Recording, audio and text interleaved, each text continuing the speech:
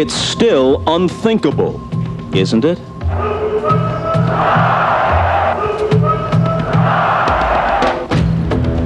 Destiny had a date with the Chicago Bulls, but now it flirts with the Seattle Sonics.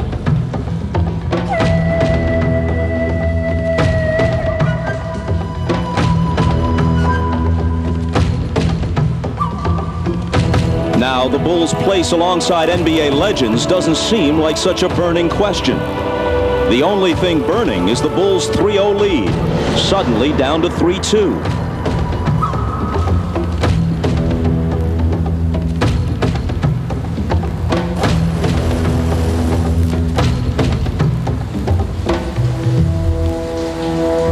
This is now where the NBA Finals will be decided.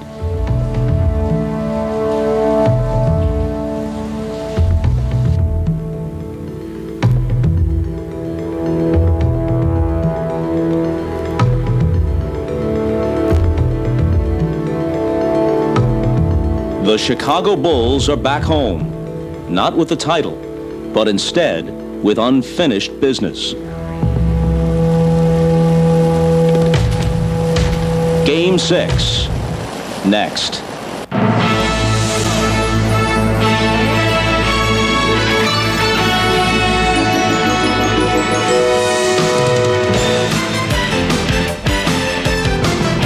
This is the NBA on NBC.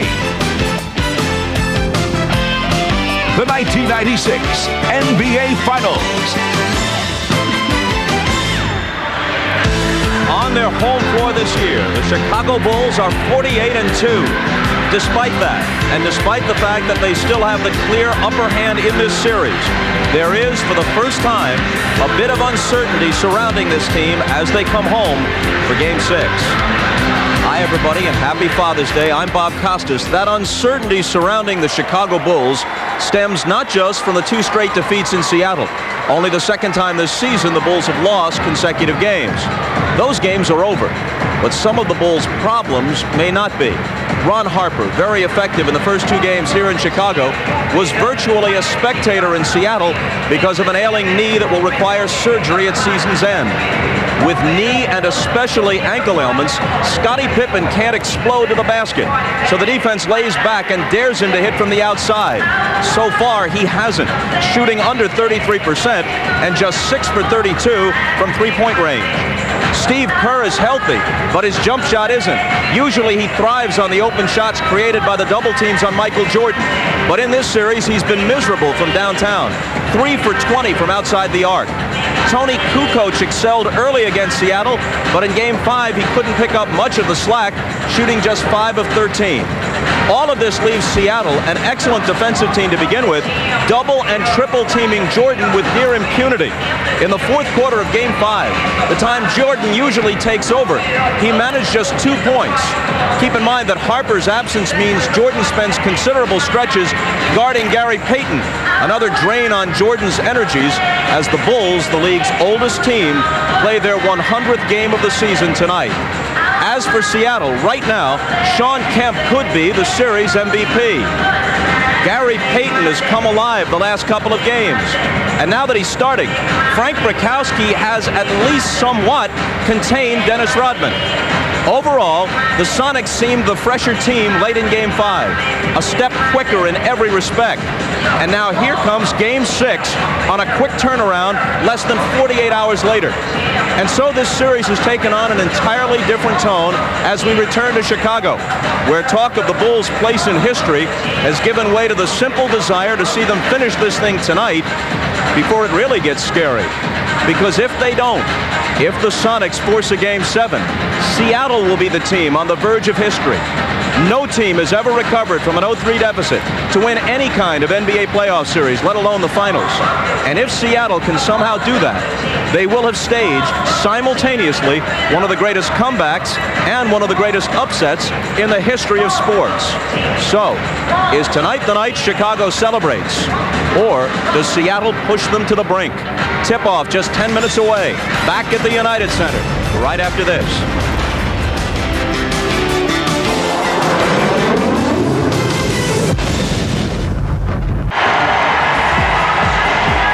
They're already roaring at the United Center, and tonight the Bulls need the crowd more than at any time this season to help reverse the momentum and lift them over the injuries and the fatigue. The guys who will call Game 6 over the din are Marv Albert, Matt Gukas, and Bill Walton. Go to it, Marvelous. All right, thank you, Bob. And the way things were going over the first 3 games of this series, we did not expect to be standing back here courtside at the United Center discussing key points for game number 6. Matt, first of all, where has it all gone wrong for Michael Jordan and the Bulls? Well, Michael cannot carry the whole offensive load. Everybody has to contribute, in particular, Scottie Pippen. Now, he has been heading in the wrong direction with his shot, much of it due to his various injuries, and that 33% puts even more pressure on everybody else. But here's how Scottie Pippen can be effective. He has a height advantage in most cases. And these are high-scoring percentage chances that need to be exploited. But overall, Chicago needs to regain their confidence, and this home court should make a world of difference. All right, and Bill, as for Seattle, Shawn Kemp has been just terrific right throughout the series, but the changes for the Sonics really involve the upgrade and play of other people on the club aside from Shawn Kemp. Marv, it's been a complete and remarkable turnaround for Seattle. The last time out, Chicago threw everything in their legendary arsenal at Seattle, and Seattle just spit it back and said, hey, if that's all you've got, we can win this thing. And nowhere has the turnaround been more evident than the play of Gary Payton, who's outplayed Michael Jordan the last 2 games, and George Karl will rue the early decision to hide and protect Payton from the king. The role players, though, for Seattle have contributed mightily. Detlef Schrempf, he's picked his spots, and he's been very big in the decisive run of Game 5. Nate McMillan back in the rotation from injury. Well, he's been on the floor the last 2 games. The Sonics have outscored Chicago by 34 points, and Hershey Hawkins, his scoring is up by 7 points per game in the 2 victories. Now, Seattle has youth, health, and momentum on their side. They'll play very well tonight. The questions, though, for the Bulls, they staggered home. They can't think they're just going to walk in here and hold on to a victory. They've got to go get it. All the pressure, Marv, it's on the Bulls and their fans. All right, so coming up, it is Game 6 of the NBA Finals. Can the Sonics make it 3 straight over the Bulls? Can the Bulls regroup and wrap it tonight? We'll be back with the starting lineups in a moment. Sean, simply on the mission when transition is the game. Steady on the game, it's the man who make it rain. Came on the scene, green at 19. Critics intervened, but I still made the dream. Now the whole world is mine to reinvent, where my skills represent like my name was Shawn Kemp. Yeah, you better understand it. This is my planet. On NBC is brought to you by Miller Lite. With a great taste of an ice-cold Miller Lite, life is good. By Honda, who offers an impressive family of cars, sport utility vehicles, and minivans. And by Prudential. Live well, make a plan, be your own rock. The usual capacity crowd, better than 21,000 at the United Center. And they are trying to rev themselves to provide the kind of atmosphere that the Sonics received at Key Arena in Seattle. We're set for the introduction of the starting lineups. Here's the public address voice of the Bulls, Ray Clay. Good evening, ladies and gentlemen, and a happy Father's Day to dads all around the world. The Chicago Bulls welcome the world's greatest fans to the United Center. Tonight's Game 6 of the NBA Finals is between the Seattle SuperSonics and your Chicago Bulls. Now let's meet tonight's starting lineup.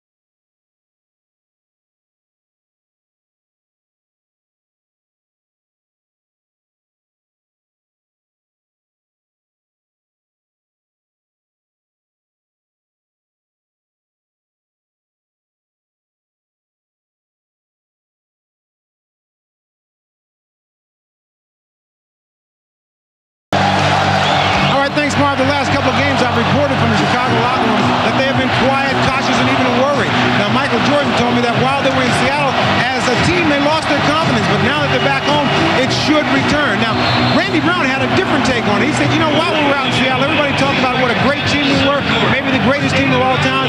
But while we didn't buy into that, maybe we thought about it subconsciously. And while we were thinking about it, Seattle was kicking our butts. Now that we're home, that's not going to happen. For the Seattle side of it, let's go down to Hannah. Thanks, Ahmad. Well, arguably the best player in these finals through the first 5 games has been Shawn Kemp, but he suffered a painful bruised sternum in Game 1. He told me that will not affect his play today. His mobility's fine, even though he is sore, and he'll wear protective padding on his chest and underneath his jersey. Meanwhile, what they're counting on for the Sonics is the Bulls to be the ones who are fatigued and who are injured. George Karl is planning an up-tempo game. He wants to wear the Bulls down, he says, even if he has to reach way down in his bench and play guys like Vincent Askew and Irvin Johnson, who haven't seen action in the last 10 quarters. Marv? Thank you, Hannah. The officials, Hugh Evans, Dick Pavetta, Steve Jaffee, the crew that worked in Game 3. Of course, the presence of Ron Harper means that Michael Jordan now does not have to work as hard in defending Gary Payton. Also, the Bulls want to keep Rodman on Kemp as much as possible. Nevertheless, Chicago has to start forcing turnovers again and get some fast break baskets. Seattle, good start. Fight the crowd, get him back. 25 shots for Shawn Kemp, and run. Take advantage of conditioning. And this crowd much livelier than we saw in games 1 and 2 here in Chicago. The opening tip controlled by the Bulls. The crowd actually trying to get itself into it during the playing and singing of the national anthem. They began the chant early on during the singing of the anthem. Here is Harper blocked by Payton. Shot clock at 7. We are just underway in Game 6. Pippen to the drive. We did not see that in Game 5. Well, one of the reasons Scotty's been struggling with the shot, he gets the ball many times with the shot clock winding down. This time he didn't settle for jumper, took it hard to the hole. Gary Payton met by Scottie Pippen. Open shot for left shrimp, and the game is tied at 2. Terrific ball movement. Rakowski, he wants to take that shot.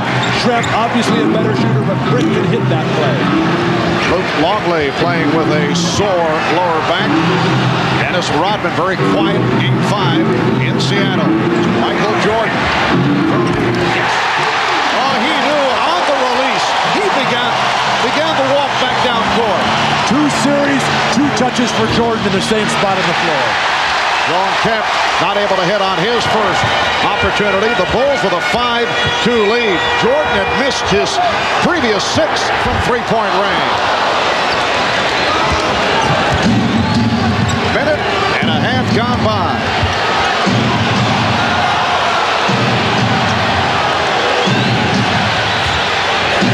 Kemp had it poked away by Rodman.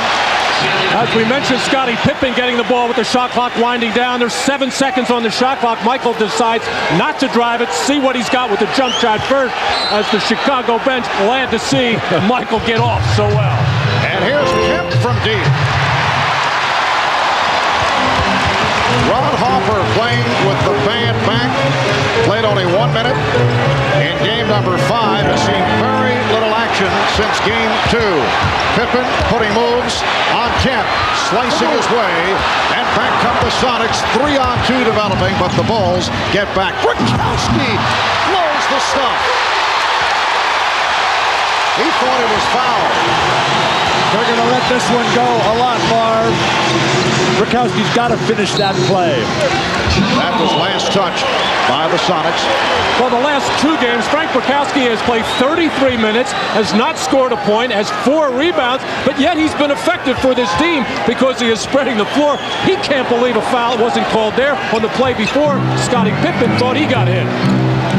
Longley. Nice pass for Rodman. Here's Hersey Hawkins. Lost it from behind, and we are seeing a different Scottie Pippen here at the start. He's come out in very aggressive fashion. Ron Harper giving the Bulls a 7-2 lead, and they are standing and cheering here at the United Center. Pressure from Chicago. Sonics able to get it down. Percy Hawkins. Percy Hawkins, as Michael Jordan described, has been very scrappy, very aggressive. He's played very well the last 2 games. Jordan lost it. He thought he was fouled. 4-on-3 for Seattle. Kemp. And the Bulls were looking for a charge. Did not get the call as Kemp was able to tip it home. Well, in the other games of this series and throughout all the playoffs, we have heard so many whistles. The officials look like they're going to let them play. If they do this, however, they got to let them go all game this way. The Bulls 7 and the Sonics 6. And now a whistle away from the ball as Steve Javie indicates a foul on Brikowski. This is what championship basketball is all about. Let the players decide this. Rodman with another flop. Sean Kemp just stays with it. Sean Kemp again very active. The difference for Chicago, they're taking the ball to the basket. They're not settling for the perimeter game. And that's what Jordan attempts to do and was fouled. He was hacked. Percy Hawkins called for his first. Well, the players have it in their minds. They want to be aggressive. They want to take the ball to the basket as much as possible, but they're going to start to get some second thoughts. If they're going to go to the hole and not get the whistles when they get fouled, well, they're going to start thinking about maybe just relying with that jump shot. Well, Michael with his 4th point. Jordan, 11 of 22, 26 points the other night in Seattle. The rest of the Bulls just 18 of 55, but it was a very quiet 11 of 22. Michael shut down in the 4th quarter. Did not have a field goal the last 9.5 minutes and looked tired in the second half. Marv, that long week on the road in the 2-3-2 format at the very end of the season, very debilitating for the team like Chicago on the road.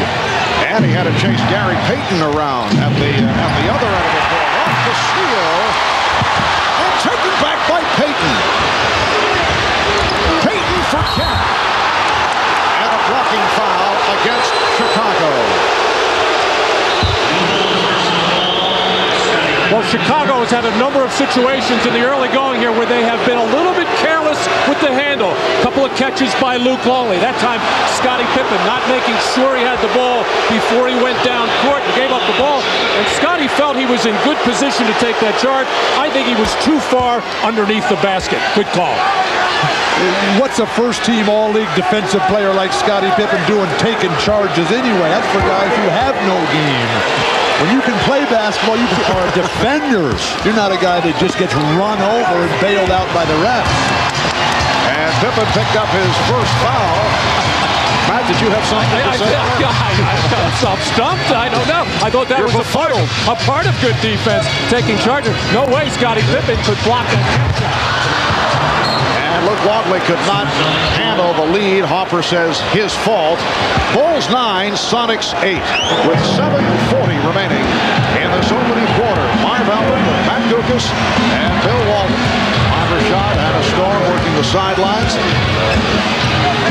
Payton, yes. And the Sonics with a 1-point lead. Hannah was talking about play the full 48. Seattle does not think that Chicago can do that. The poise, the confidence, the determination evident for the Sonics today. Here's a 3 for Pippen. Scottie Pippen. Only 3 of 24 from downtown the last 3 games, and the Bulls a horrible 3 of 26 in Game 5 on Friday night. In fact, at one point they missed 20 straight 3-pointers. Shrimp, yes, and the game is tied at 12. Bulls have hit their first 2 3-point attempts. Jordan and now Pippen.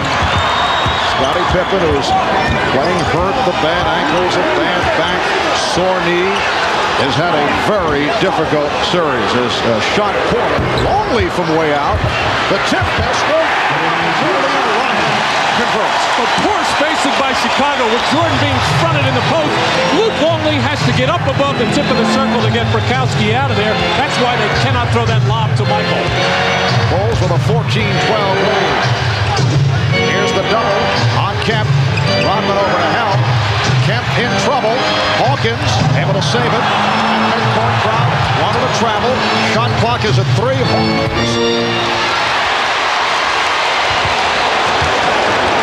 Seattle is not taking care of their defensive boards.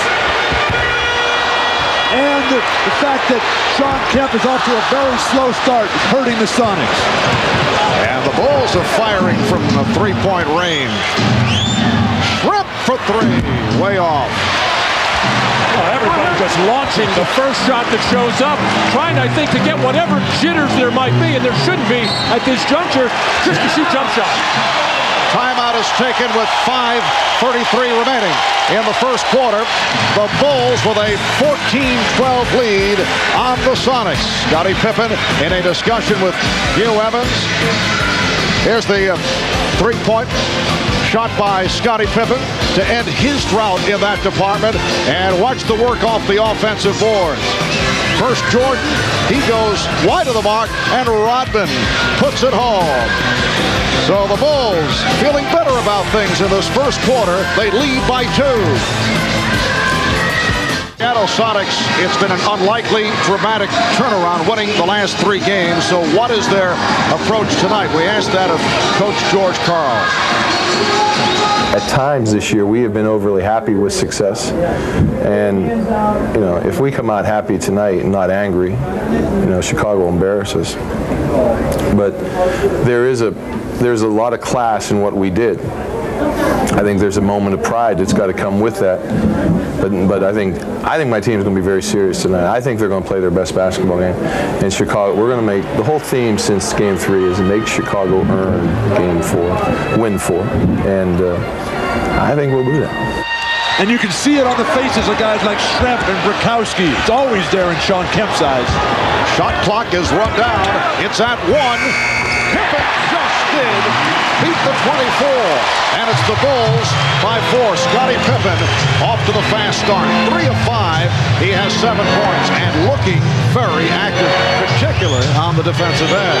It's remarkable how well he's playing. Those injuries don't get better in 2 days. Oh, Brakowski way off. He's been looking for the 3. He has not taken the shots the last couple of games, but feels he can hit from downtown. Kemp broke it up. So Sean Kemp with the steal. And Luke Longley continues to have problems catching and holding on to the basketball. The Sonics give it right back. Harper for 3. And Shrimp to the boards. That left Shrimp for Gary Payton, met by Scottie Pippen. Yes, Gary Payton with the touch. He's hit his first 2. The Bulls 16, the Sonics 14. That's a beautiful move by Payton. He made Scottie Pippen think he was going to spin and drive, and it froze Pippen. It's not just individual basketball. Nice pick and roll initiated by the ball handler. And a strong move to the basket by Longley. That's his first field goal. For the Bulls, in losing the 2 in Seattle, it's their first back-to-back defeat since last February when they lost it in Denver and in Phoenix. Here's Payton again off the spin. What a move by Payton, and the Bulls again lead by 2. The Bulls have not lost 3 straight since January of 1995. They lost 4 in a row during that stretch, but Michael Jordan was in the midst of his retirement. Hacked by Payton. For Payton, it is his first foul, so Jordan will go to the line.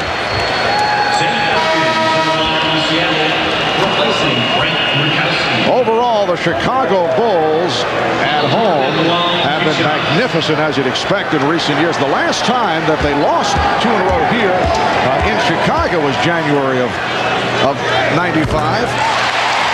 Jordan has 6 points, along with 4 rebounds and 2 assists. The last time they lost 2 in a row at home with Jordan, February of 93, Matt, when you were a child.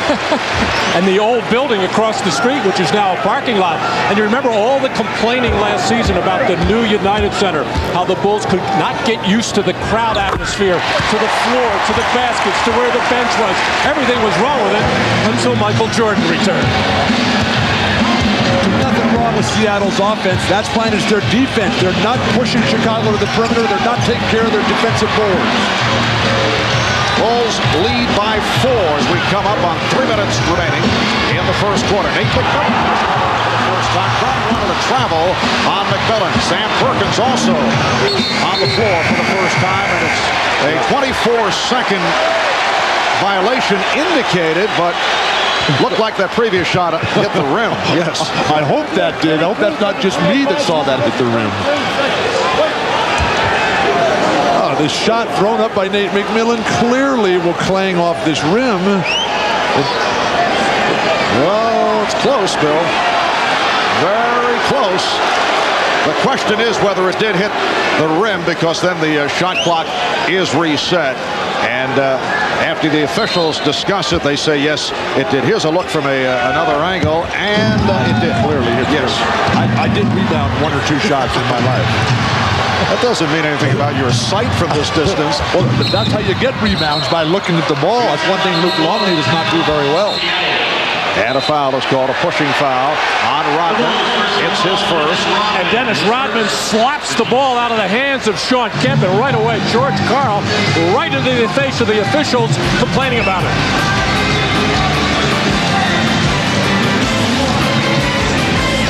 Series-long, Sean Kemp has been so strong, so quick in his low post moves, getting in there and drawing that personal foul. But these are the antics of Dennis Rodman that bring even more attention to himself and alert the referees. Just like that, you see Steve Javie watching him, George Karl complaining. These are the moves Dennis Rodman just has to stay away from. Well, Michael Jordan telling us just prior to the game that he hopes, and he's talked to Dennis about calming down, because it just brings more attention not only to Rodman, but the teammates in terms of the officials checking them much closer. Marvin worked early in the season. He got under Seattle's skin, but Seattle has moved beyond that. They've got experience now. And now this isn't big picture time. This is the championship being decided right now. Tony Kukoc has come on for the first time. The Bulls obviously would prefer having Kukoc come off the bench. Jordan for Longley. Well, the double team stopped Jordan at the baseline, but he was able to hit Longley with that pass. And the Bulls now lead 22-16. It's just remarkable how he can make decisions in the air, Jordan. Kemp rejected. Jordan will be isolated against Sean Kemp. He just gets right to the hoop. Sean closes out on him, and then Jordan pulls the ball back, and Sam Perkins breaks down defensively. Sonics have missed their last 4 shots. Shot clock is down to 5. Kemp has to fire it up, and hits. Foot on the line, a 2-pointer, 6 for Kemp, and the Bulls now lead by 4. Sean Kemp playing with some great passion, challenged his teammates after the loss in Game 3, did not like their attitude. That's been a big factor. Hawkins on the shot that came up short. Nate McMillan, who's provided a lift despite the fact that he has been playing hurt. McMillan working against Kukoc. Now Perkins posting up. Open shot from McMillan. And back comes Jordan.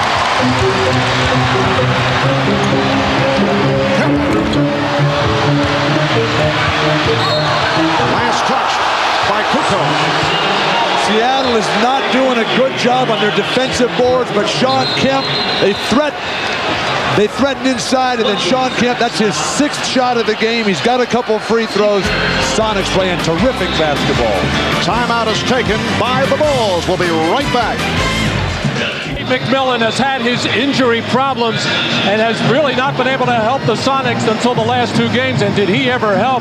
But here in a collision with Tony Kukoc, and Nate McMillan shaken up on the play as he got the hip check inadvertently from Tony Kukoc. You can just see the caution that Nate is forced to play with because of that herniated disc. This great champion of a person and a terrific player has one chance, and his body lets him down. And McMillan able to hang in, remains on the floor. David Wingate has come on for the first time for Seattle. Steve Kerr in for Chicago. We come to 1 minute left in the first quarter. Illegal defense called for the first time. So that is the warning against the Bulls. Ron Harper starting the game after playing only 1 minute in Game 5 in Seattle, and has played well in this first quarter. Here's Dennis Rodman for Luke Longley. Here's it from the crowd. 4 points for Longley. Ron Harper is moving so much better. You're so tentative back in Seattle. Perkins has to have a big game for Seattle. He has not been aggressive in his early moments. McMillan going to his left, beating Kukoc. Crowd looking for a travel. Harper able to dive for it.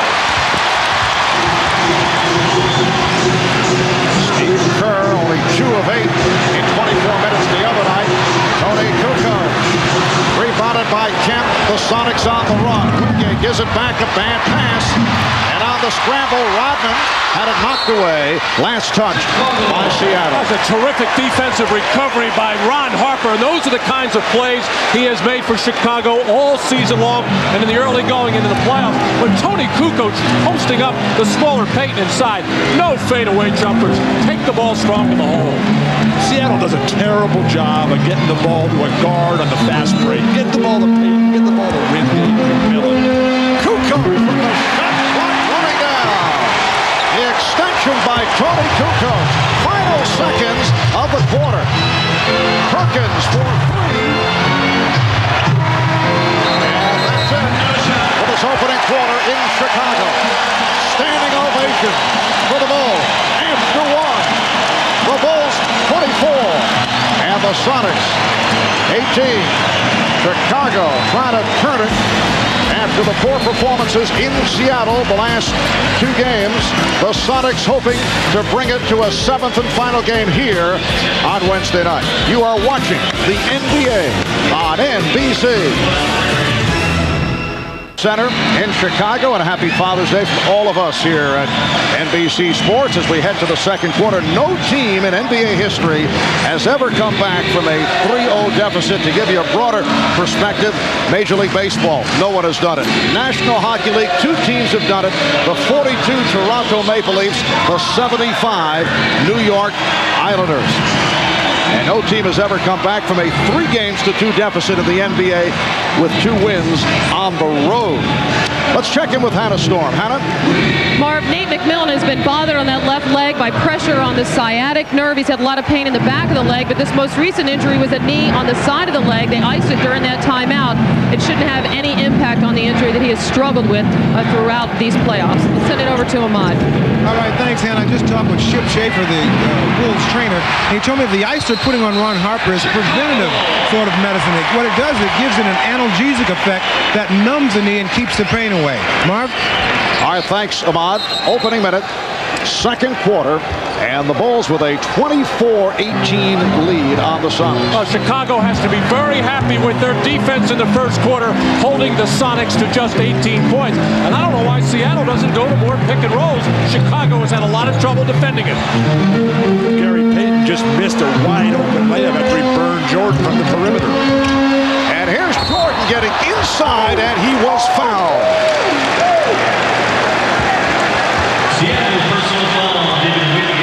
Foul on Wingate. For David Wingate, his first, and Michael Jordan to the line. He's 4 of 4 at the line. And again, the intelligence of the Bulls. They know that when Michael has this feeling on championship night, when he's got a small defender, give him some room to get to the hoop. He can just overpower the outsized Wingate. 8 points for Jordan, although he is only 1 of 5 from the field. You know, you think back to after Game 3, several Sonics, including Gary Payton, basically giving their concession speeches. Rodman is fouled, and he'll go to the line. You had the feeling that the Sonics felt that the series was all over. They appear to be giving up, except for Sean Kemp, who made those bold statements, and here they are right back into it, although the Bulls are playing very well in this first half, and Dennis Rodman, hearing it from the crowd after drawing the foul, is called on Kemp, who sits down. Well, you just can't assume that Michael Jordan is going to miss free throws just because he's a good foul shooter, but how can you not box out Dennis Rodman in a free throw situation? He makes a living doing that. Matt, Seattle's a poor defensive rebounding team. They don't have the big guy. Rodman horrible at the line. Remember, it was in game 2.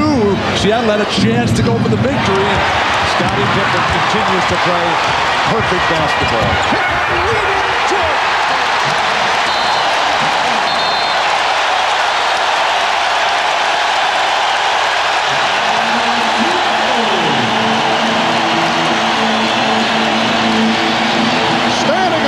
For the Bulls, they take a 27-18 lead in this opening minute of the second.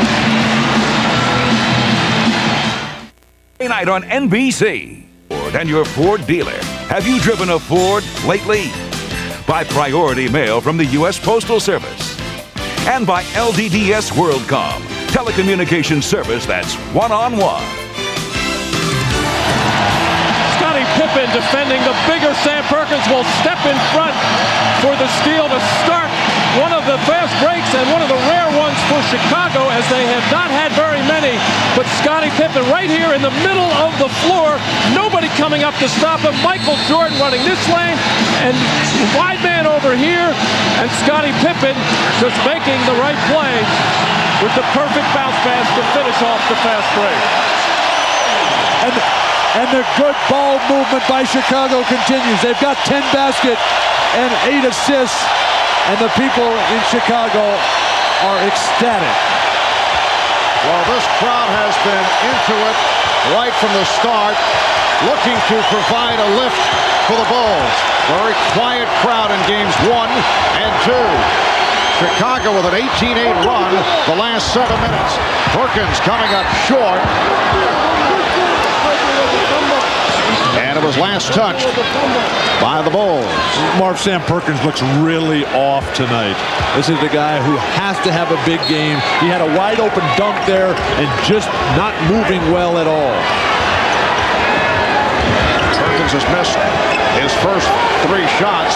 Seattle bench 0 for 6 here at the start. Now Perkins gives it back. Shrimp for 3. Yes!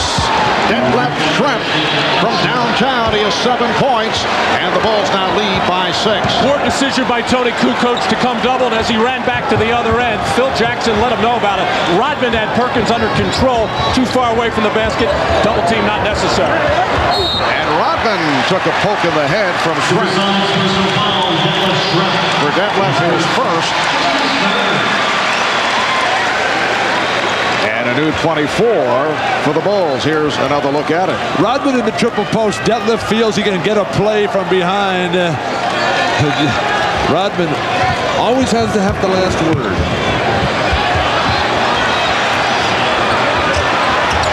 Jordan with a series of fakes, had to give it back. And a travel on Steve Kerr. The Bulls were called for 7 traveling violations in Game 5 in Seattle. And I talked to Phil Jackson before the game. I said, of the 7, Phil, how many really were? He said 1. Actually, on that particular play, Michael Jordan got away with a walk to escape the defensive Wingate. When does Phil Jackson start complaining about the ref? Seattle hammered him in Game 5.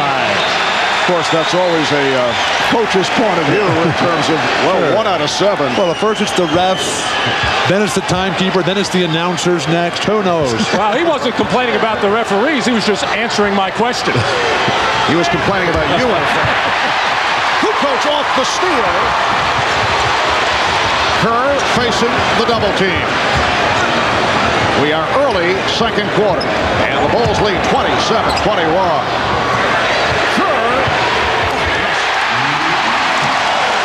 Steve Kerr, who has not been hitting the shot, hits on his first, and the Bulls lead 29-21. Jordan rode Kerr the last turnover. He went right back to him with the pass. That's what great teammates do. They lead their guys to beautiful performances. Hawkins. Percy Hawkins with the floater. His second field goal. He has 4, and the Bulls now lead by 6 points. Phil Jackson with Rodman, Kukoc, Jordan, Hawkins on the floor. Beautiful pass. Rodman in the kick. Well, Dennis getting credit for the extra rebound. That's the second time that has occurred. That's Moses Malone basketball. But Chicago's getting to the hoop. They did not do that out in Seattle. Wingate hits from downtown. And now it's changed to a 2. Had the foot on the line. 31-25 the score. And a blocking foul called on Wingate. Well, Michael Jordan drawing the attention of the defense, getting up in the air, finding Kerr wide open, and the crowd, you could feel it in the tone. They wanted Steve to make that, and he really put a beautiful arc on that shot to get the first one. And Michael is so in tune anytime around the basket, feeling the defense, finding the open man, and Scottie Pippen appreciates that kind of basketball. Longley back on the floor. Setting up on Perkins, and it's a traveling violation.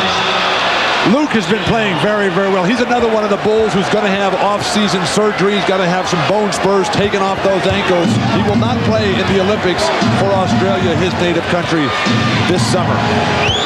And Luke also bothered by a sore back in recent days. 6-point Chicago lead. 4 minutes in, second quarter. And the overplay, Harper called for the foul. Well, the Bulls have made a concerted effort anytime a smaller man is playing a bigger man in the post to get around and front and put pressure not only on the passer, but make that a tough pass, and it has gotten the Bulls more aggressive defensively. Hey, Chicago is playing very well.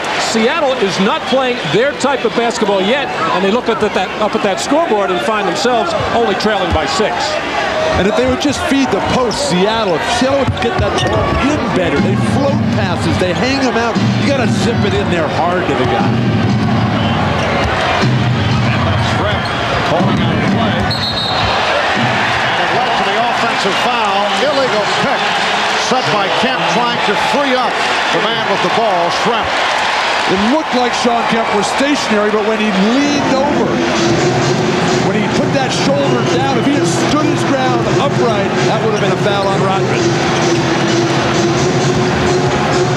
Here's Jordan. Well, would have been a 2-pointer. Put on the line, so Michael is now 2 of 7 from the field.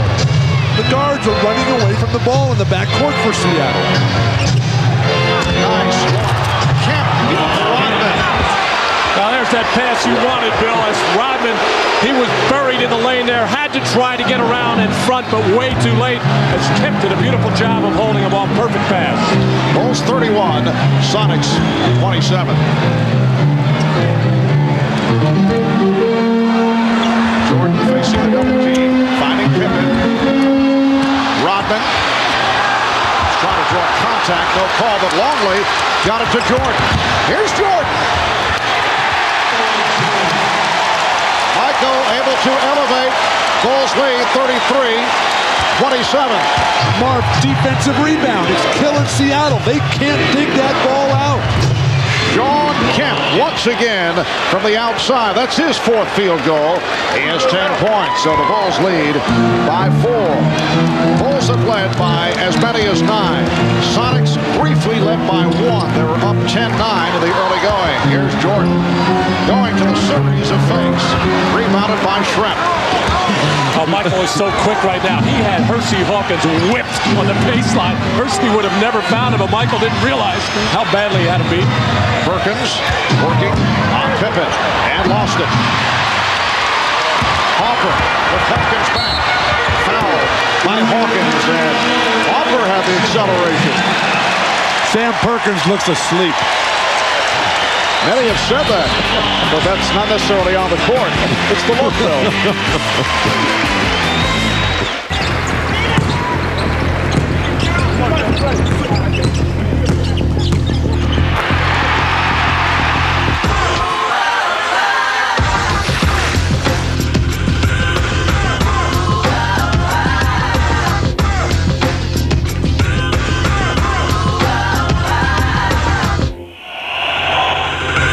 Life is a sport. Drink it up.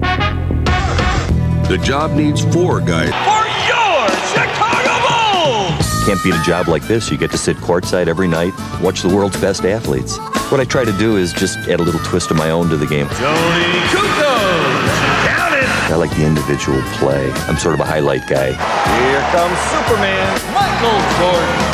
I've got the best job in the world. Well, maybe I've got the second best job in the world. Another. Well, the NBA and NBC Sports have teamed up and created the official website for the NBA Finals at finals.com. Game previews and player bios and video highlights.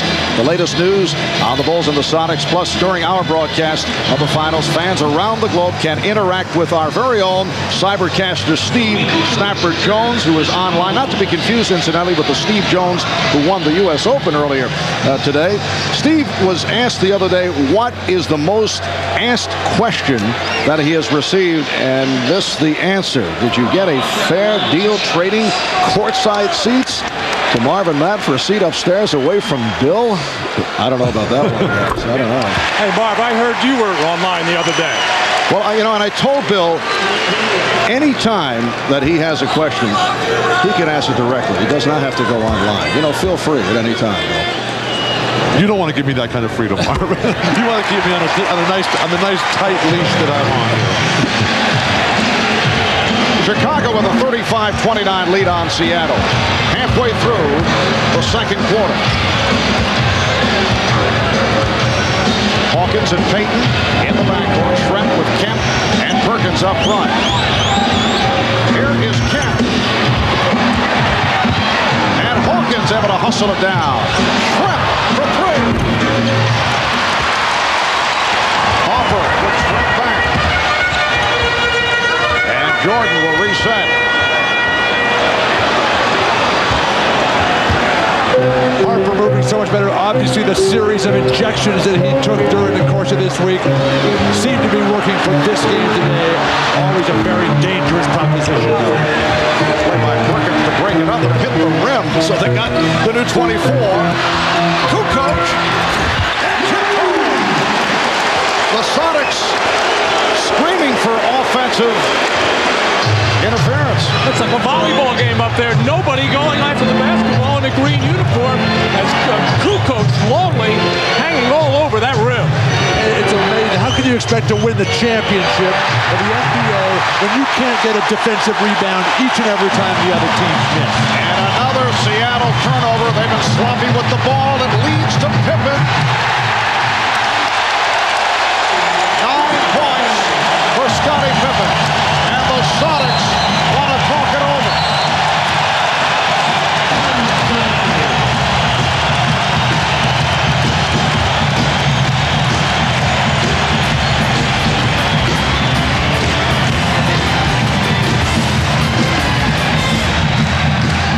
Welcome back to Chicago, and coming up on the Prudential Halftime Report, we'll hear live from Isaiah Thomas, Vice President of Basketball Operations for the Toronto Raptors. Isaiah and his Pistons won back-to-back titles in 1989 and 1990, and they often tangled with Michael Jordan and the Bulls. We'll hear from Isaiah as he chats with Bob Costas on the Prudential Halftime Report.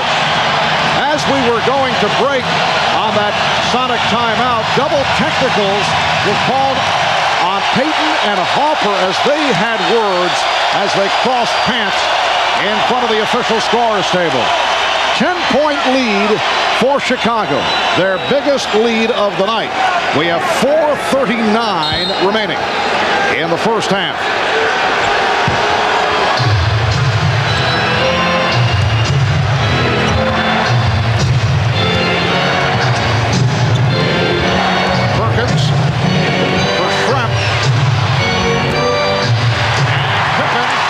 The rebound.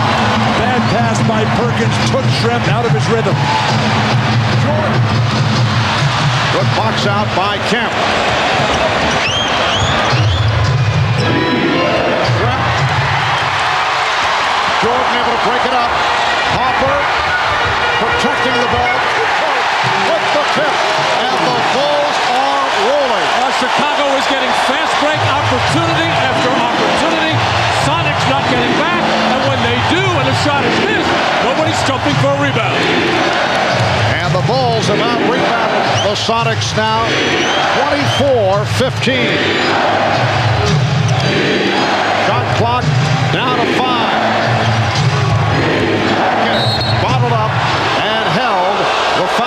defended by Jordan. The effect of the home crowd, which just keeps pushing and pushing for their favorite Bulls here.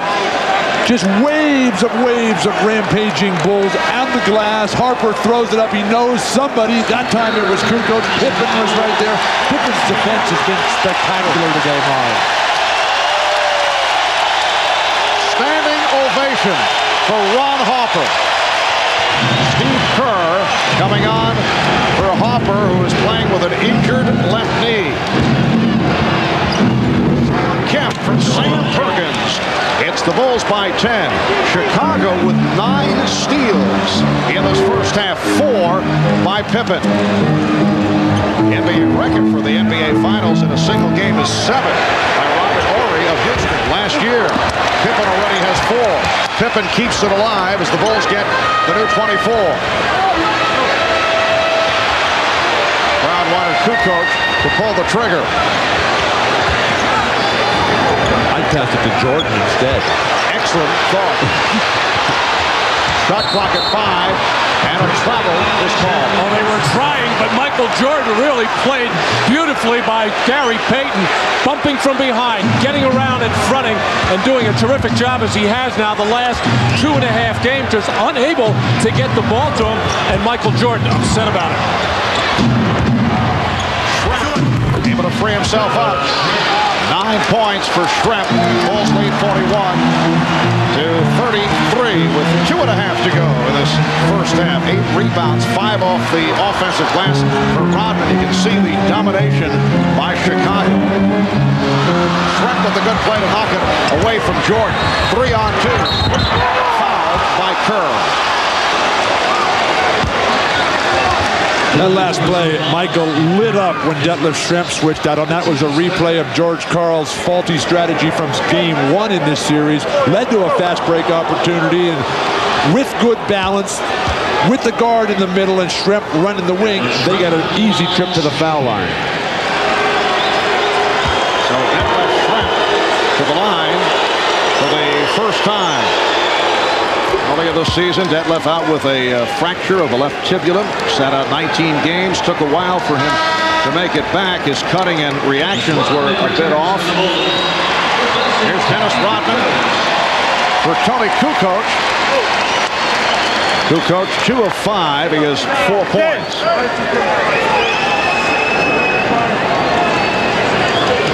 The Chicago Bulls 9-0 at home in the playoffs, including victories over the Sonics in games 1 and 2. During the regular season, they won 39 of 41. The Sonics did not want the Bulls celebrating on their floor. Won the last 2 in Seattle.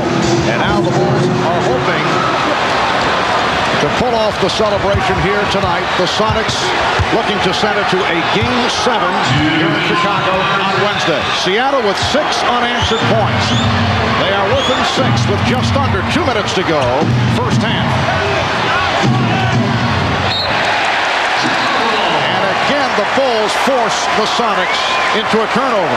Pippen's defense is just spectacular tonight. He's everywhere. He doesn't get any credit that time, but he forced that turnover.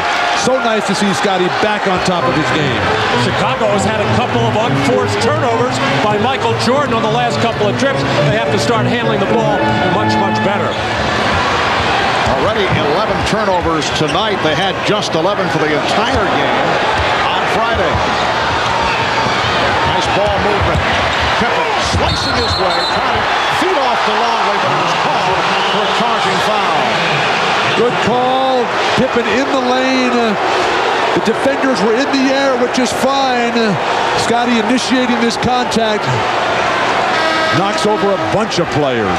Well, it is a good call, but the way this ball game started, everybody was flopping to the floor, falling down. Some of them were real charges, some of them were imagined, but this is what confuses the players. The way the game starts out, the way it's officiated, and then it starts to change as you gradually move on. Very tough to figure out. Scottie Pippen was called for a second, taking a seat, replaced by Tony Kukoc. Here's Kemp on a double team. Able to shoot loose, but could not hit. I think Sean's got to take shots like that, Marvin. He's got 11 shot attempts in the game. I think 25 for him has got to be his goal. Sometimes you got to force a little bit when you're the best player on your team. Nice lead pass, but Jordan rejected by Kemp. What a play by Kemp. How often do we see that? And here's Kemp at the other end.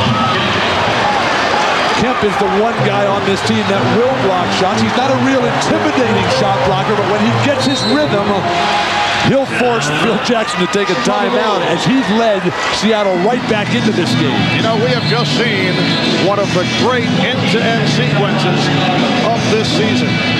The show by Sean Kemp. Well, with Sean Kemp defending Dennis Rodman, doesn't have to worry about him so much as an offensive player. You do have to worry about him on the offensive glass, but no way he can get it there as Sean Kemp made sure nothing doing for Michael Jordan.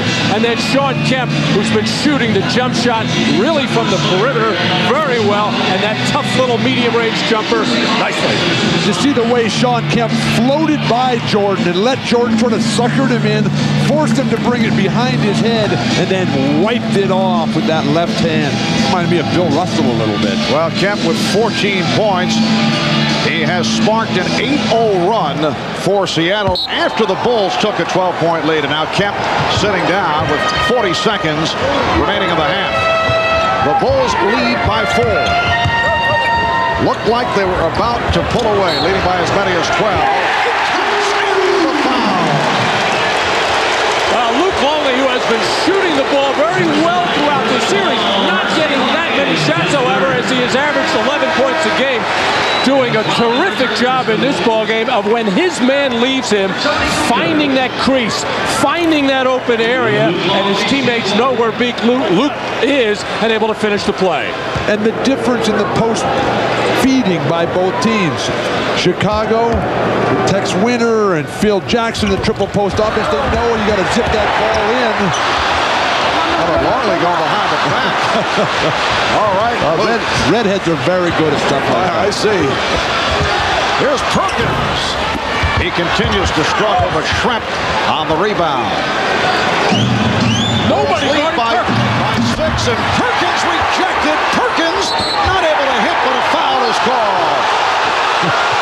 Well, Matt, as you say, no one defending Perkins. McMillan spotted him, but Sam has had a very long first half. Well, so, no question he's having a tough time, but you don't leave him wide open underneath as miscommunication between Longley and Rodman, leaving him wide open, but Sam still couldn't get the shot to go.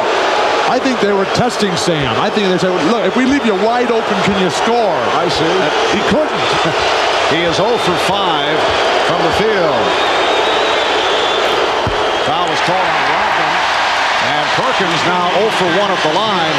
Sam was celebrated his 35th birthday on Friday and was serenaded by the crowd after the game.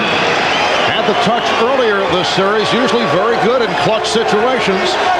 And that's what's so surprising. I mean, this is the kind of game that Sam Perkins comes out and plays beautiful basketball and hitting the threes and rebounding, playing defense, and today it has just been nothing. So the Bulls lead by 5. Final seconds of the half. Jordan. And he was tripped up. That won't count. Gary Payton upset about that foul, his second. And Seattle in the penalty, so Jordan will shoot 2 with 4 and 9/10 seconds remaining first half. Well, with the second quarter winding down, the Bulls going to their spread offense where they open the floor, and we'll give it to Pippen, Kukoc, or Michael Jordan. I asked Phil Jackson before the game, come fourth quarter, if you're having trouble scoring in the triangle, will you open it up? Give the ball to Michael Jordan at the top of the key. He said, we haven't used it much yet. We're ready to put it in. The Bulls 44, the Sonics 38. That's probably why Phil Jackson's coach of the year. Just, call the play. Michael Jordan. Michael Jordan. Michael Jordan. Chicago by 7. McMillan. And Perkins. That's the end of the first half. And the Bulls hearing it from this crowd. Halftime. the United Center in Chicago, and the Bulls lead the Sonics 45-38. We'll be back with Bob Costas and the Prudential halftime report right after these messages. The Sonics with 14. Bob Costas back at the United Center. We're joined from Bloomfield Hills, Michigan by two-time NBA champion and currently the head of basketball operations for the Toronto Raptors, Isaiah Thomas. No, Isaiah did not play in the U.S. Open in Bloomfield Hills, just happens to be, coincidentally, where he lives. Isaiah, your thoughts on this first half and the way the Bulls and the Sonics each approached it? Well, I thought Seattle did a good job in terms of handling the emotional rush at the start of the game. They're only 7 down now. They had a few turnovers at the end of the second quarter that really cost them. But I think they probably going in the locker room feeling like they're in good shape. And I think Chicago, on the other hand, is probably going into the locker room feeling that they're in good shape too because they're at home. I think at the end of the third quarter, you'll probably see both teams have a little tug of war. But I remember in Game 6 back in L.A., you know, Chicago's in a dangerous position because they're one injury away from actually losing this thing. Well, that injury was your injury. You're talking about 1988. It might have been 3 in a row for you guys had not the Lakers won their second straight in 1988. Kareem made a shot over Bill Laimbeer. Actually didn't make it. He was fouled down the stretch in Game 6. He made the 2 free throws. They won a close one. Then you played Game 7 and had a great game in gutty fashion, but you were playing on a terrible sprained ankle. Danger that they're in terms of injury. They've had Harper, Pippen. You know, as I said, they're one sprained ankle away from kind of losing this thing. They had a chance to finish it in Seattle, and you know, when you got a team down, you got to kill them. As one of the great point guards, I'd be interested in your take on Gary Payton. I heard that Brendan Malone, your former coach, in fact, you just let him go after 1 year with the Raptors and hired Darrell Walker, but obviously there's still a lot of respect. Malone was hired by the Sonics to help scout for them during the playoffs, and he went to Payton, as I understand it, and said, look, I spent years with Isaiah Thomas. He wasn't passive. When a big game came up, Isaiah was aggressive. He went after it. Well, that's the only way you're going to win. At this point in time in the season, you got to put it all on the line and you got to really go for it. And, you know, you're not going to get anything in the NBA by being passive. And, you know, what I try to tell all our guys in Toronto, you know, especially Damon, is you got to be aggressive. You got to go out there and play as hard and as well as you possibly can, because if you're going to wait for somebody to give you something, it's not going to happen. Dennis Rodman was a teammate of yours on 2 Detroit Piston champions. Compare and contrast. Rodman then, Rodman now. Well, actually, Rodman was a little bit more animated then than he is now. You know, he was doing the tattoos then. He was doing shaving messages in his head. And if you remember, he would always dunk and kind of point at the crowd. I think now he's kind of toned down a little bit. He's kind of, you know, got the color in his hair, but he's still a great basketball player, and he's, you know, the best rebounder who's probably ever played the game of basketball. And he's the ultimate in terms of a teammate that you want to have on your team. Kind of a frightening concept. This is the toned down Rodman. One quick Raptors question. You got the #2 pick in the draft. It's a foregone conclusion. The Sixers with the first pick will take Allen Iverson out of Georgetown. I know you've had Ray Allen from Connecticut in for a workout. Marcus Camby is another possibility. What do you think? Well, if we have a shot at getting Marcus Camby, you can put a Raptor uniform on him because, you know, he's a Raptor. He's everything that we want in a basketball player. And if Philadelphia's going to take Allen Iverson, you can pencil in Marcus Camby for us because he's a Raptor. He's what I'm looking for. Real quick, Isaiah, any chance you would trade the pick? Darrell Walker, your coach, was quoted as saying, we're not married to the pick, we're engaged to it. Well, that possibility exists, but that's only if Camby's not there. All right. But if Camby's not there, don't bother ringing my phone. Thanks, Isaiah. That's a wrap for the top man from the Raptors, Isaiah Thomas. We thank him for being with us. We'll take a short break now, then check in on some of the drama at today's U.S. Open. First, a message from Prudential, and as always, a word from the NBA. trail by 7. The Sonics are very much in the game. I think the Sonics are in this game. The Bulls have thrown a lot at them. The Sonics haven't gotten much out of their key reserve, Sam Perkins. I think the team that spends the most amount of time in the second half playing offense against the other team's set defense is going to win this game. After playing 5 games against a team, you know, you just can't play set offense. You gotta create situations in the open court and make or miss, push the ball. Seattle did that very successfully in the first quarter. Chicago has done it in both quarters. 2 big questions answered positively for the Bulls. Ron Harper plays and plays well, and that means that Jordan doesn't have to guard Payton, at least not much anyway. And Pippen, the first time he touches the ball, explodes to the basket on the drive. Well, I think he was under specific orders from Phil Jackson to take the ball to the hole. Good things happen when you take the ball to the hole. All right, Doc, as always, thanks. And now to the final round of the 96th U.S. Open Golf Championship, which was played earlier today in Bloomfield Hills, Michigan. Good drama it was. With a report, here's Dick Enberg. Bob, the 1996 U.S. Open Championship was decided on the final 3 holes of the famed monster, Oakland Hills Country Club. And Tom Lehman, the leader, going into the final round. A birdie putt at 16 to tie for the lead at 3 under. It would prove so expensive, that par. Meanwhile, Davis Love III, a golden chance for his first major championship. Par at 18 to stay at 2 under, would bogey. Coming to 18, 37-year-old Steve Jones tied with Lehman for the lead at 2 under. Jones winless in 6 years, his second shot.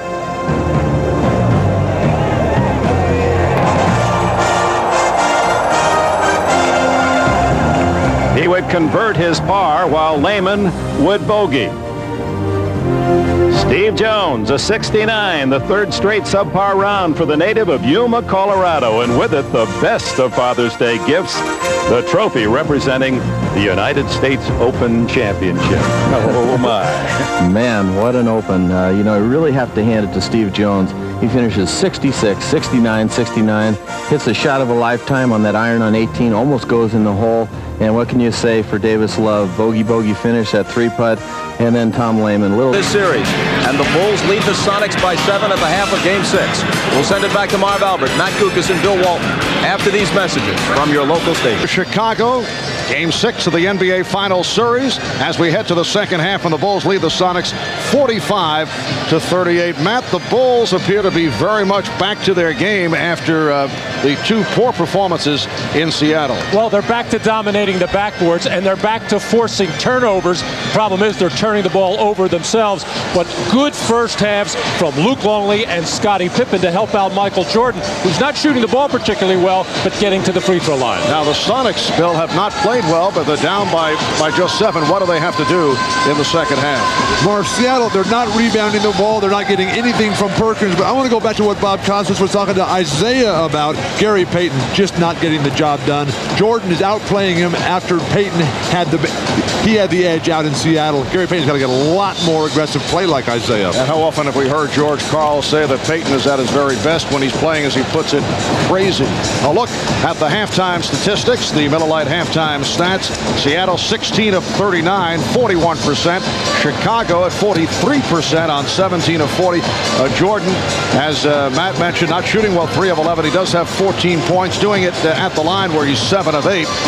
And the Bulls in the steals department with 9 in the first half, led by Pippen. Scottie Pippen with 4 steals, and we have seen a very active Scottie Pippen, who had an outstanding first half, 4 of 8 from the field, 9 points, 4 steals, 3 rebounds. We'll be right back. For their 4th championship the last 6 years, the Sonics trying to stay alive for a 7th game here on Wednesday. Well, Michael Jordan, 3 of 11 tonight, and the rest of the team, 14 of 29. So the supporting cast has done it in the first half. While for the Sonics, Sean Kemp with 14 points on 6 of 12, and a terrific display once again in the first half. The rest of the Sonics 10 for 27 from the field. Seattle ball as we get started in the third quarter. 7-point Chicago lead. Rakowski up front with Kemp and Schrempf. In the backcourt, Payton. Payton opens up by hitting the 3. inside-out offense. Seattle needs that. Chicago hasn't had much of that. That's one of the reasons why they haven't been getting it done from behind the line. But you dump it inside, that sets everything out. Bulls lead 45-41. And a traveling violation on Pippen. 12th turnover for Chicago. Seattle with 11 in the first half. In the half court, Seattle does have to go into Kemp, but only 2 fast break points in that first half for Seattle. I don't know if they can win a basketball game playing that way. And guys, that's the 4th travel on the Bulls. They were not happy with 7 travels in Game 5 on Friday. Here is Kemp. Spot, but could not convert. At least Kemp is still taking good shots. They open up with Payton and Kemp handling the ball. Open shot for Hopper, who has been a major factor. He has 7 points, and the Bulls lead by 7. Total miscommunication on the part of the Sonics in their transition defense. That wasn't even a fast break. It was a slow break. Oh, he was playing tough by Pippen. Pippen's playing a solid all-around game. But when he gets shrimped, he should keep facing the basket, use his quickness, foot speed, just blast right by Delta. Shrimp has 13 points. Hopper got the step on Rakowski. Short with the putback. Defensive rebounding. Again, you think of championship teams, you think of big guys snatching balls and firing outlet passes. There's nothing. This is just layup after layup for Chicago. All started with the double team on Jordan and big men chasing small men out on the floor. Here's Shrimp for 3. And Jordan with the rebound. Bulls lead by 7. 2 minutes, 10 seconds gone by. 3rd quarter, Jordan for Longley. Yes. The Bulls have opened up a 52-43 advantage. Penetration and dish. That's Michael Jordan's ultimate taking over of this league after Isaiah, after Magic, and after Larry Bird. Rakowski for 3.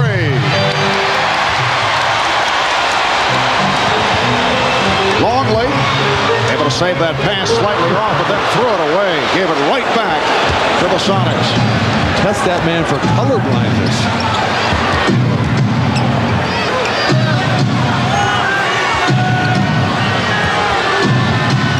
Shot clock at 10.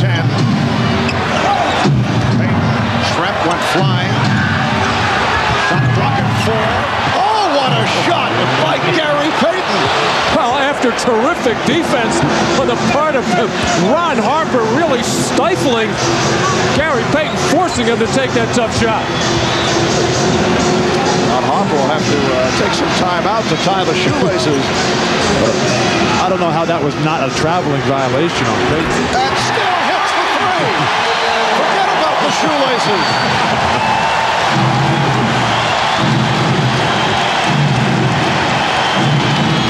They see it. Dragging the right foot. 10-point Chicago lead. Offensive foul is called. Hersey Hawkins, as Ron Harper's got to tie the shoes up. This is after he made it, where you just play with no shoelaces.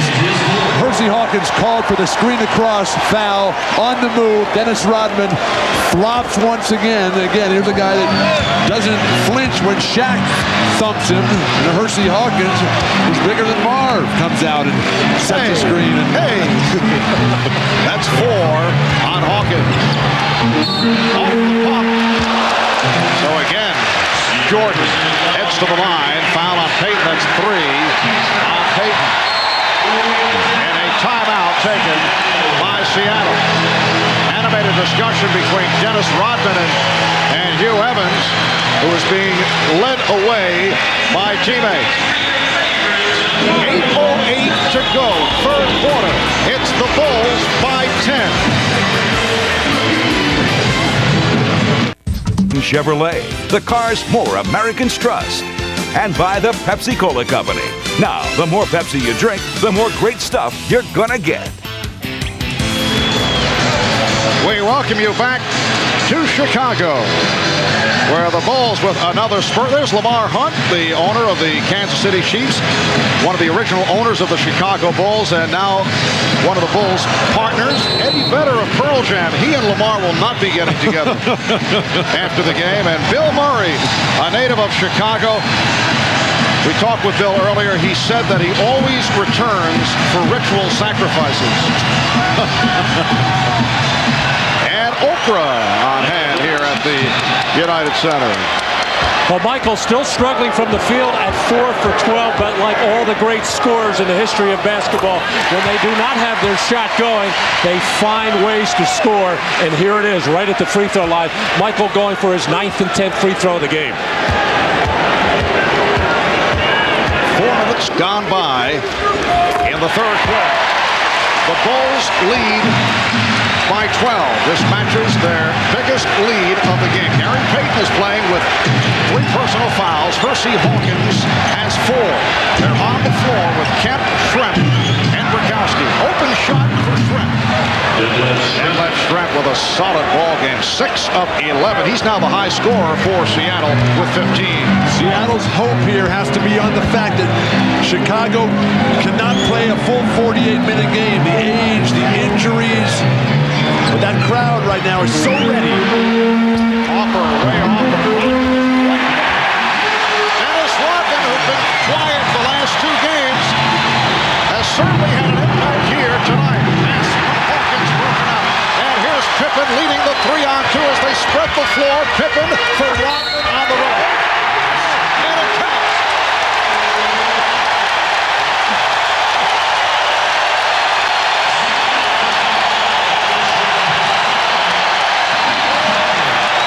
Well, Dennis Rodman doing what he does best, work on the offensive glass.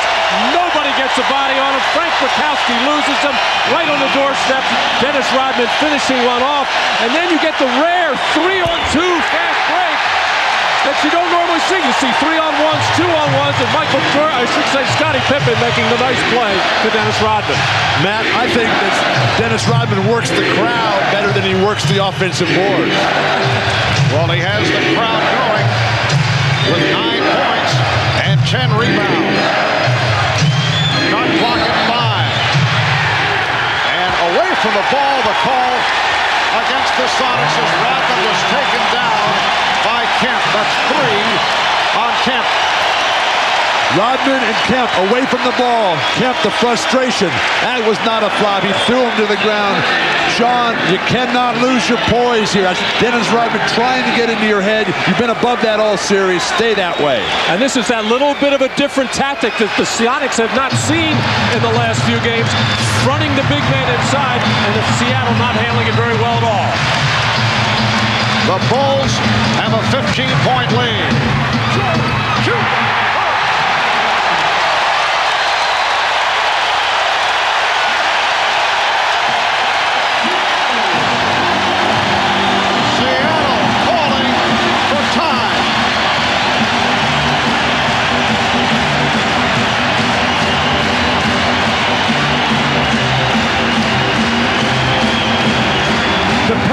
Dennis Rodman, who's been doing everything here in the third.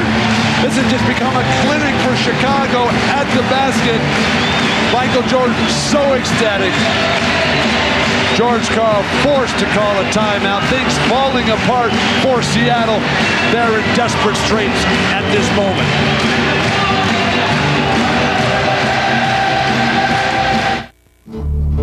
Scene back in Chicago, and in one of the upper boxes, that is Michael Jordan's wife Juanita with the dance steps, and 7-year-old Jeffrey Jordan holding up the Happy Father's Day Dad sign. Little communication for Dad, who has led his Bulls to a 64-47 lead with 6:25 remaining in the third. Jordan with the steal.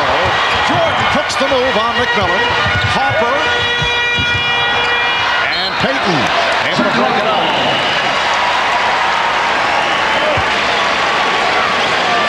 Well, this is the situation that Gary Payton loves best when Nate McMillan comes into the ballgame. Now Gary doesn't have the responsibility of handling. He can play off the ball, and it's usually a good situation for Seattle. But the way Ron Harper is defending right now is outstanding. Yeah, but Han has been telling us that Nate McMillan's so frustrated with his teammates' lack of performance. Seattle better get on their game, or this celebration is going to start momentarily. Jordan with the air ball. Rare miss for the Bulls in this third quarter. Now 7 of 10 from the field. Rodman broke up that pass from Payton. What is Gary Payton doing? Rodman blocked that with his face. And Payton and Rodman in a conversation. Rodman posting up on Payton. Bulls looking to go to Rodman down low. Now Longley with 1 on the shot clock. 24-second violation would have been called, but the Sonics came up with a steal. Perkins for 3. Oh, didn't get anything. Nate McMillan cannot even move out here, Marvin. It's beyond an emotional lift. You're only going to get that at home. They got to get somebody who can play in there, who's physically healthy. See the Bulls 7 of 10 for their 19 points and a 19-9 edge in the third. Pippen claiming that he was fouled. Payton for Perkins. Sam Perkins with his first field goal. He missed his previous 7, and the Bulls call for time. 4:48 remaining. In the third, it's the Bulls with a 15-point lead.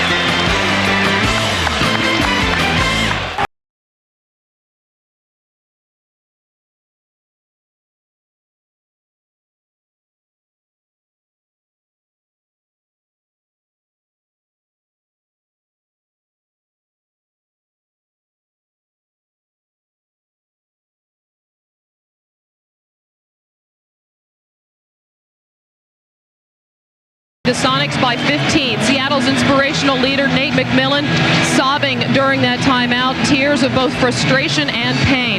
Team doctor tells me that he did re-aggravate his back injury late in the first half. He was wearing a back brace just prior to his trying to enter the game for a few minutes and in obvious pain, and they're not sure if he will be able to play again today. Marv? Thank you, Hannah. 4:48 remaining, third quarter, and the Bulls lead by 15 points. You feel so bad for Nate. Marv, I dreamed my whole life of playing against Abdul-Jabbar in the NBA Finals. I finally got that chance, and I had a broken foot at the time, and it just ruined my life. Of course, until they let me carry your bag. I was going to say, but it's been turned around the last couple of years. Now that they NBC Association. Now that they let me carry your room service and make your dinner reservations, it's a lot better. Pippen checking the shot clock. It's down to 3. Harper for 3. And a loose ball foul.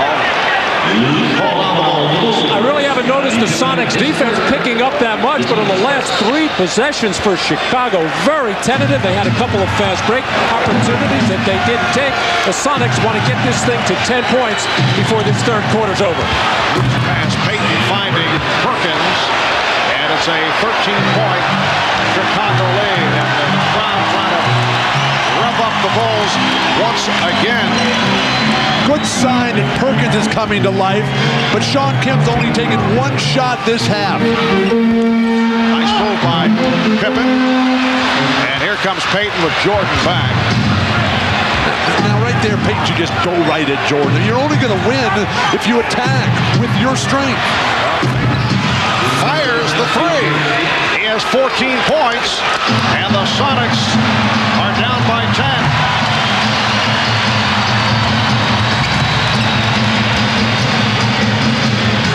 Jordan has not had a good shooting performance, but he has distributed the ball well. He's been looking for teammates. On the back tap, it's handled by Payton. Ahmad was telling us that Phil Jackson does not want these wild threes. That's how Seattle got back into the end of the first half. They're creeping back in right now because of Chicago's poor offense. Shrem with the post-up move. Rebound kept alive by Kemp. And the save by Kemp. What a play by Sean Kemp. What ball control to fight off 2 Bulls, and that makes it a 9-0 run for the Sonics. The Bulls call for time. So the Sonics have come roaring back, down by as many as 17. They are now within 8 points. Well, it must be at that end of the floor, because this is what Seattle was doing in the first half, not going for those loose balls and rebounds, and Luke Longley making just a couple of half-hearted efforts, and Sean Kemp showing that he just wanted that basketball more, as the Sonics have regained the momentum and start to creep back into this ballgame. 9-0 run by Seattle. Sean Kemp with 16 points, along with 10 rebounds, and with 2:49 to go in this third quarter. It is an 8-point game. Marv, Chicago took Dennis Rodman out when Rodman had control of the game. He was on the offensive glass. He was making nice passes. The Bulls were running. They put him on the bench, and now Seattle back right in it. And Sean Kemp working his way on the offensive glass, and Dennis Rodman, all he can do is stretch. He has to learn that trick about substituting yourself, I guess.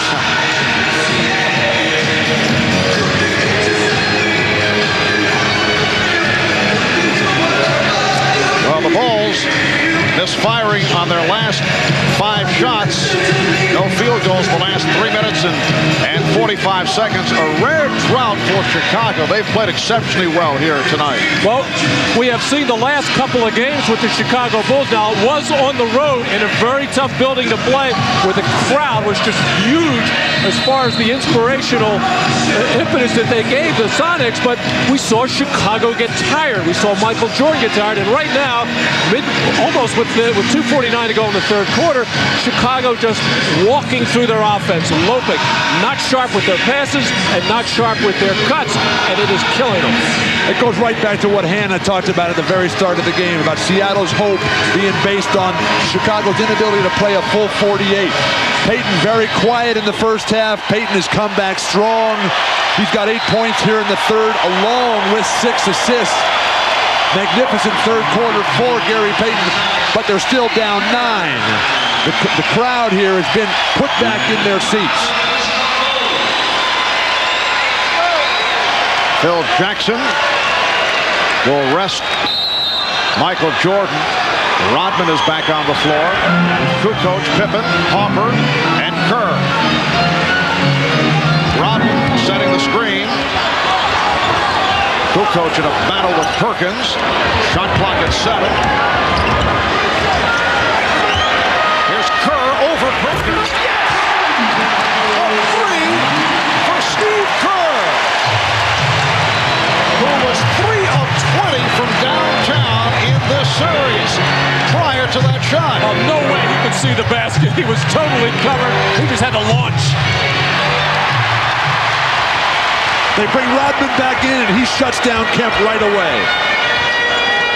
Coming up on 2 minutes remaining in the third quarter. Intended for Pippen. And back comes Payton. Here's Kemp. Sean Kemp has mastered that shot. It appears he's about to put it on the floor and drive to the basket, but he has that nice little pull-up now. On this situation with Chicago struggling, you say, why would Phil Jackson take Michael Jordan out? First of all, it's normally when he comes out of the game, late in the third quarter, but also Phil likes to show the confidence in the other players that they can stem the tide. And yet another travel on the Bulls. That's the 5th time they have been called 4 steps. But it's been when Jordan's on the bench this entire series that Seattle has made their greatest runs, particularly in this building. In the 2 games out there that Seattle won, it didn't matter that Jordan was on the court. Seattle spanked him anyway. Minute 25 remaining, third quarter. Sonics down by 9. Payton putting moves on Hopper. Did not find the shot. Shot clock at 4. Payton from deep. Forced into a difficult shot. Great rebounding job by Scottie Pippen, who throughout this series, despite his shooting problems, has played the other parts of the game. Hopper rejected by Kemp. Kept alive, though. Hopper trying to back to 3-point territory. Shot clock is down to 5. Kukoc. Pippen traveling. is going on here? That's a good call. Scotty stepped into his shot. He didn't deliver it. Again, the hesitation that Scotty has. The shooting, both teams dead even. The score is not a 9-point lead. Scotty needs to attack, be more of a leader when Michael's on the bench. Vincent Askew, who was benched the last 2 games, seeing some action here. But not happy with his play, and he goes right to the offense. Rodman with the rebound. Everything one-on-one for Seattle. If you're going to go one-on-one, go one-on-one with Payton. Go one-on-one with Kemp and move off of them. Everybody's standing around watching. 15 seconds to the quarter. 4-second differential with the shot clock. Pippen. Down to 5 seconds. Look out. Kerr going for the steal. Payton finding Hawkins for 3. After 3 quarters in Chicago. The Bulls 67, Sonics 58. Kemp 8 of 16 for his 18 points. Jordan not shooting well, 5 of 14 for 20 points. We'll be back after these messages and a word from your local station. You're watching the NBA on NBC. Well, the Bulls are pulling out all the stops to get this crowd going. These are some things we haven't heard in the past. In fact, I knew they were serious about getting the crowd into it when we heard the rendition of Macho Man from the Village People in the first quarter. Now, that's early. Very early, normally a second half song. But Bob Costas was talking about it at the very start of the show, how this is the Chicago Bulls fans' opportunity. It's the only chance this year where they've really had an opportunity to be a factor. Randy Brown has come on for the start of the fourth quarter. Michael Jordan is back. The shot clock rolling down. It's at 5. Kukoc for 3. Rodman with the rebound and fouled by Kemp. For Kemp, it is number 4. Well, in the fourth quarter of Game 5 out of Seattle, George Karl and the Sonics went to hard double teaming of Michael Jordan and took the Bulls totally out of their offense. They did it on this occasion as well, but when you double team, you are vulnerable on the offensive glass. Rodman's got his rhythm, though. 19 attempts for rebounds. He's pulled it in 13 times. That's a phenomenal percentage. Here's Brown for 3. And chased down by Rodman, beating Askew to the loose ball. Dennis is just out hustling. He was a non-factor late in the week in Seattle. Today, beautiful. Little reminder of Game 2. A lot of offensive rebounds, no scores. Holding on to the game by time of possession. Shot clock at 5. Kukoc for 3. Yes.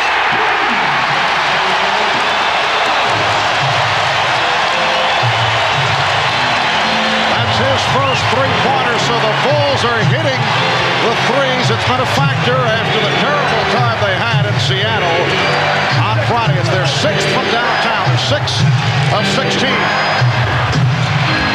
And they back it up. Here's Payton for 3. Yes. Gary Payton with 17. The Bulls 70. The Sonics 61 with a minute and a half gone by in the fourth. Mark, Seattle's doing a really good job of getting the ball in Payton and Kemp's hands. Much better than they've done in their earlier defeats. Jordan. Calls for time. Tony Kukoc hears it from the crowd as he came up with the save and took the timeout. Well, the most important thing on defense, if you can get the other team to miss a shot, you've got to get the rebound.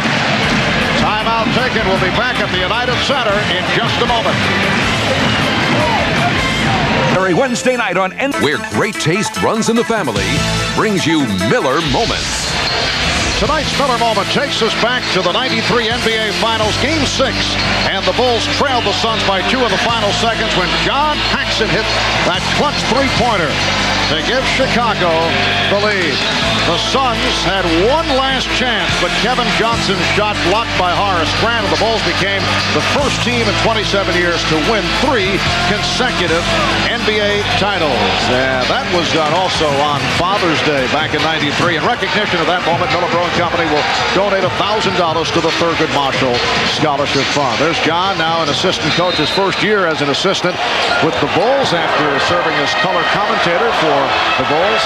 His clutch shooting made him a major contributor to the Bulls' 3 NBA championship teams. 2 minutes gone by in the fourth quarter. Chicago with the ball. They're up by 9, and here is Jordan coming up short, but he drew the foul. Oh, he wanted that off the spin. His shooting's been off. He's 5 or 15. He's 9 of 10 at the line, and he'll go back to the line after that foul by Schrempf. Matt mentioned earlier about the great ones when the game's not happening from the perimeter, get to the foul line. Looked like he was going to clear out a little bit with the stiff arm left, but he just dangled it out there, and Detlef came in and hammered him. It's such a difficult cover for Vincent Askew to begin with. He has been buried so deep in the doghouse, hadn't played in the last couple of games, and now, even though he has been able to play Jordan in other situations, just looks very rusty out there. And with this lineup for Seattle, Chicago's going to be able to get to the hoop, and nobody's going to be able to keep Rodman off the board. And there is Juanita Jordan rooting her husband, and the Bulls on. They now have an 11-point lead. 9:50 to go in this fourth quarter. The pass is off the mark. Terrible pass, Detlef Schrempf. Randy Brown for Tony Kukoc. Scottie Pippen played by Hersey Hawkins. Hawkins been very quiet here tonight after the 2 solid games.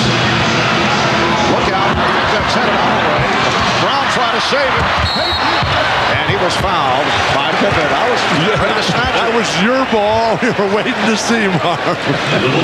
Did not know whether to go left, did not know whether to go right, but really a poor decision on the part of Randy Brown in what amounted to an outlet pass and starting that little fast break play for Gary Payton.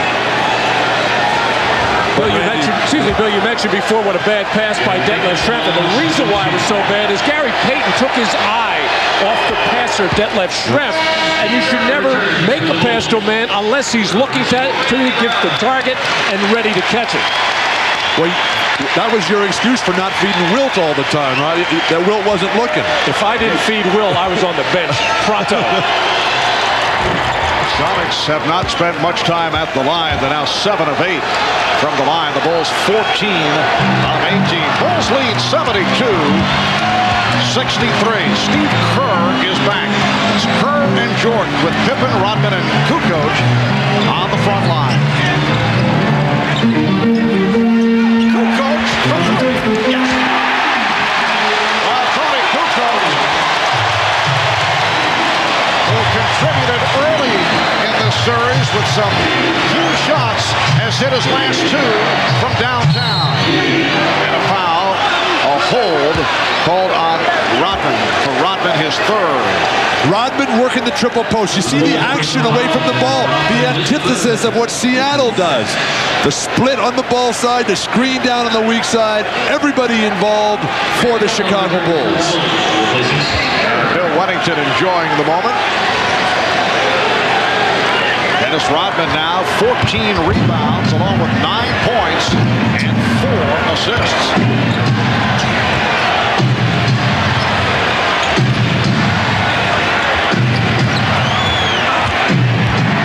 Isolated against Brown. Hawkins for 3. Johnny the close.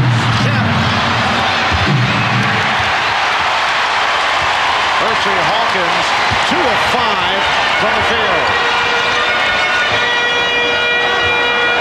Kukoc for straightaway coming up short, and it lands in the hands of Kemp.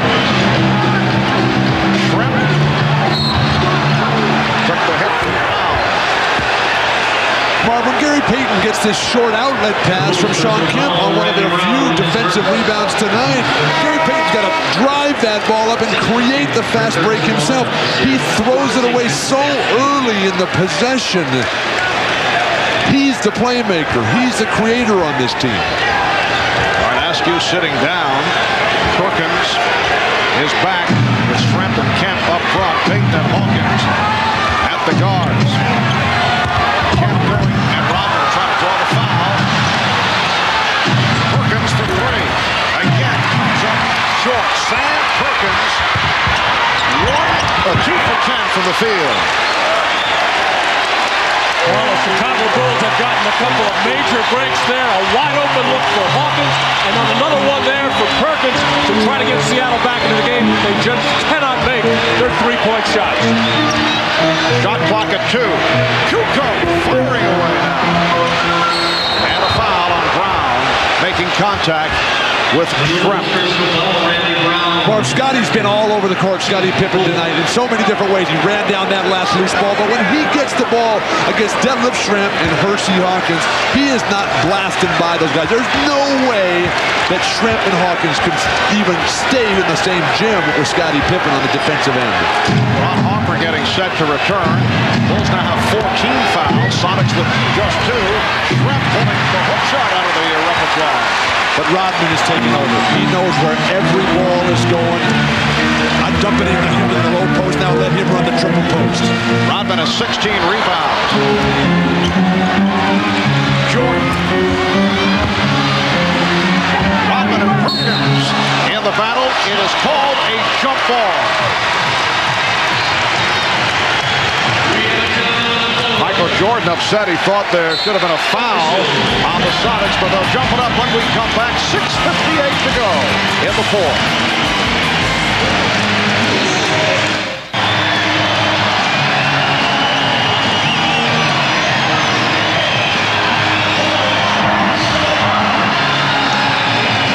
Great to keep shooting, but do it. Carl told him. On this Father's Day, Michael Jordan certainly has a host of emotional memories. His dad, James, a regular at Bulls games, very close to his son, murdered 3 years ago. We asked Michael for his thoughts on his dad. My father's not here, but yet I have to give tribute in whatever way I can in faith and in spirit. But I think what's the blessing of today is to be able to wake up and see your kids come in and say Happy Father's Day. I mean, that's the transcending of your father to you and to your kids, and I think that lessens some of the emotional things that I had to go through for today. And I'm looking forward to going out and playing hard and knowing that I'm doing what I can to try to make him proud and make my family, my wife, my kids proud, and put forth the effort, and whatever happens from that point, it's meant to be or not. So special, that relationship with your dad. I know my dad is watching today. He's still driving that MVP truck that I got 20 years ago.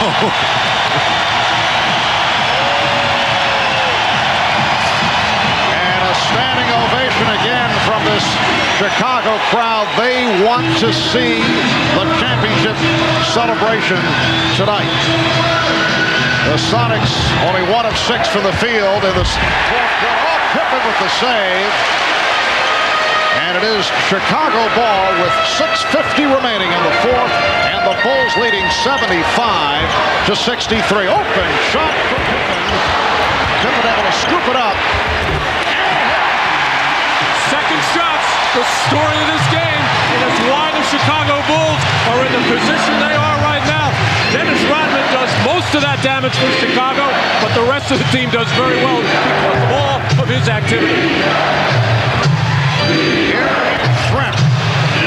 So he ends that streak that you just saw, and the Bulls now lead 77-65. Shrempf with 17. Seattle, Marv, has not been a terrific comeback team in these playoffs. When they played as the leader, they've been super. Oh, Dennis Rodman with the one-hand rebound for his 17th, and he drew the foul, number 5, on Kemp. Dennis Rodman, unbelievable how he works and has a nose and has a feel for where shots are going to come, and Seattle just cannot get a body on him. Just under 6 minutes remaining in the fourth quarter.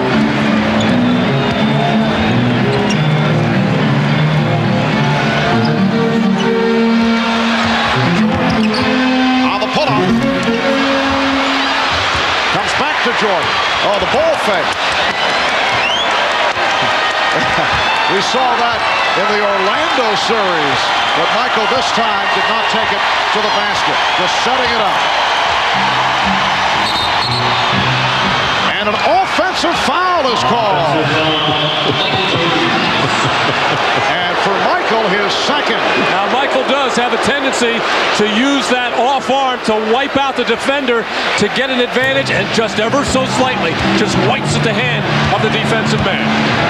You get the idea. He wants to do something that will get this crowd to explode.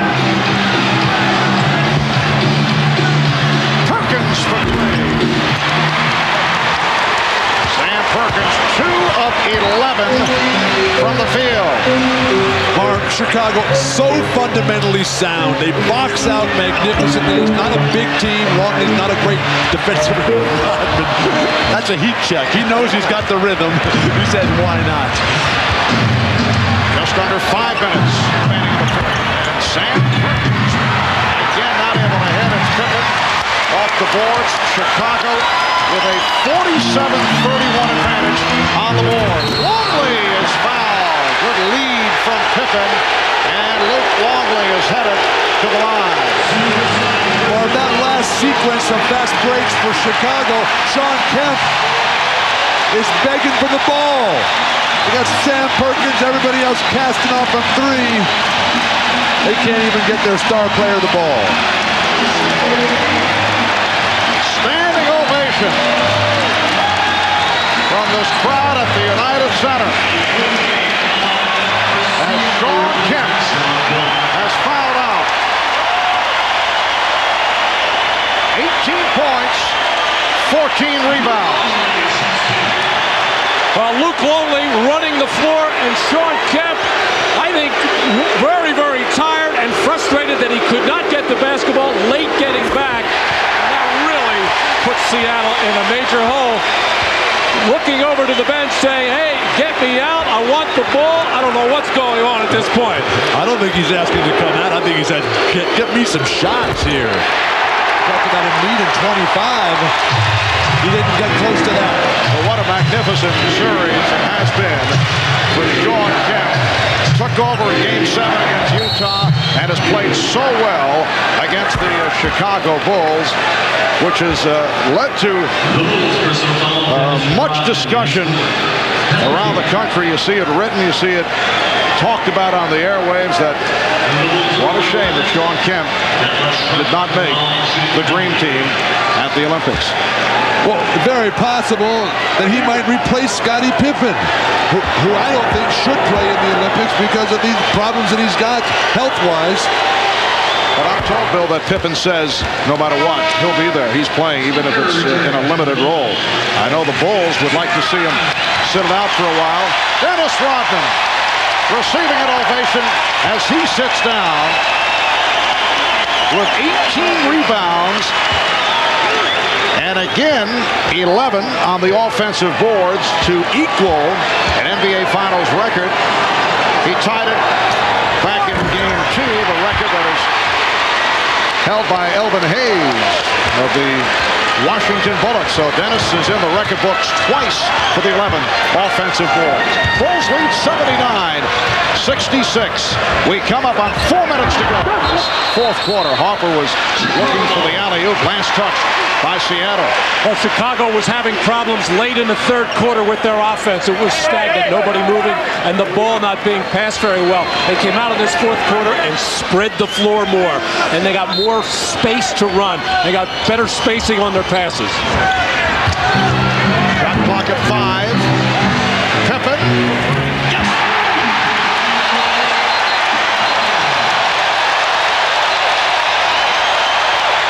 Dick Bavetta blowing the whistle and apparently indicating a foul call away from the ball. The basket counts, and a double foul on Wingate and Jordan.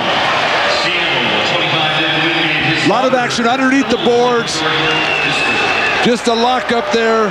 No need to call that. It's just two tough competitors going head to head. Let the game be played by players. All right, here's Payton. Trying to give it up. The Bulls by 16, and the crowd sensing it. The Chicago Bulls seeking their 4th NBA title the last 6 years. Only in 1992 against Portland did they have the trophy presentation on their court. Pippen, and rebounded by Perkins. They won their first championship in Los Angeles against the Lakers in 1991. They won their third title in Phoenix against the Sonics. Crowd looking for a travel. Perkins, Sam Perkins, who has had a very difficult time of it, 3 of 13 from the field. He now has 7 points, and the Bulls lead 82-68. Hard for Chicago, just keep moving. Push yourself through the fatigue. A couple more baskets will probably be all they'll need to get that championship. Here's Kerr. Steve Kerr turning it around after the miserable time he had the previous 5 games. 3 for 3 tonight for 7 points, and the Bulls now lead 84-68. Just under 3 minutes remaining. Fourth quarter. Pass from Trent was thrown away. Hawkins could not get to it, and a timeout is being called. 2:44 remaining in the fourth. We'll be back in Chicago in a moment. 4 remaining in the fourth quarter, and the Bulls appear to be on their way to a 4th title. And following tonight's Game 6, we will have full post-game coverage, the presentation of the Larry O'Brien Championship Trophy, and extensive interviews with the Bulls. And following our broadcast, a special episode of Mad About You. A nice way to wrap up Father's Day. So for the Bulls, what appears to be the completion of what has been a magnificent season. But with the 2 losses to Seattle, did it cost them a piece of NBA history in terms of perception? The comparison has gone from greatest team of all time possibilities to, are they the greatest Bulls team of the 90s? Or are they still one of the great teams in the history of a Michael Jordan has not been able to find the cut, and Steve Kerr keeps it alive with 2:20 remaining in the fourth. Marv, I think they're absolutely one of the greatest teams there. I don't think those 2 losses mean anything. Nobody remembers what the spread was in the series. As long as they win, that's what counts. They've delivered all year long. Now down 2 minutes. 16 points.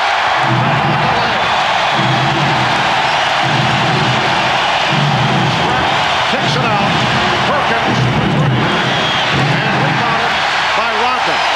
So Dennis Rodman with his 19th rebound. The only question is, will he break the NBA Finals record for offensive rebound? Standing ovation for the Chicago Bulls. Kerr. And back comes Hawkins with 1:25 to go. Rejected by Rodman. Wingate. And the Bulls now lead 84-70. The trophy presentation will take place on the floor here at the United Center. The Michael Jordan comeback will be completed. Here is Jordan kicking it out. Pippen. We are just under 1 minute remaining, and the Bulls will have won their 4th title.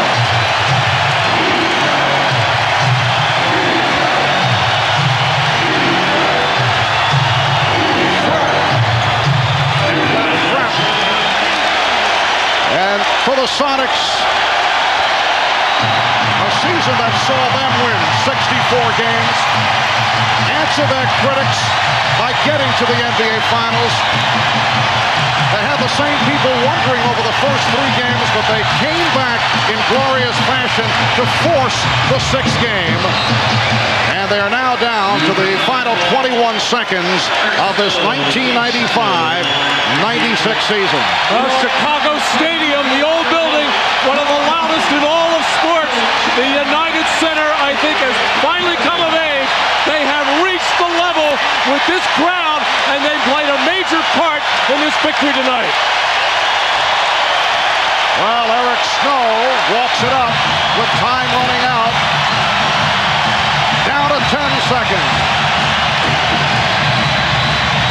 A three-pointer for Trent. 87-75, and we're in the final second.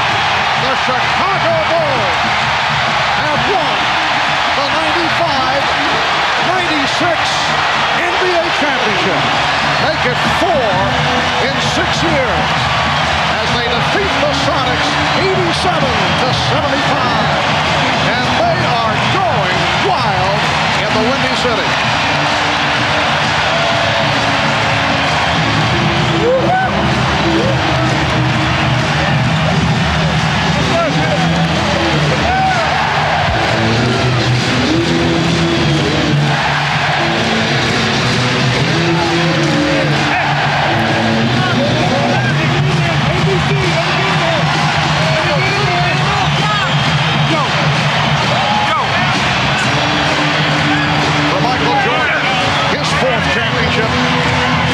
Rodman, his third after the two with Detroit.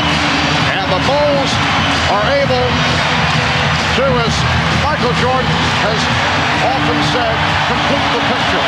Michael Jordan, we're told, has won Most Valuable Player honors for this final series. It was not a particularly good shooting series for Michael, and he finished tonight only 5 of 19, but 11 of 12 at the line, 22 points, but also had 7 assists. And the first time in the history of the NBA that one player has won the regular season Most Valuable Player, All-Star Most Valuable Player, and NBA Finals. A tremendous accomplishment by Michael Jordan. The questions in terms of contract signing involving Phil Jackson, Michael Jordan, Dennis Rodman. On the other side of the ledger, George Karl of the Seattle Sonics. We will have the presentation of the championship trophy in just a moment. An emotional moment for Michael Jordan.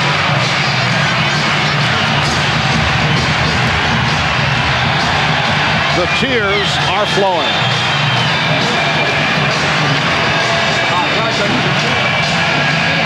We'll be talking with Michael in just a few moments, and I would think there is a tie-in with his late dad on this Father's Day, 1996.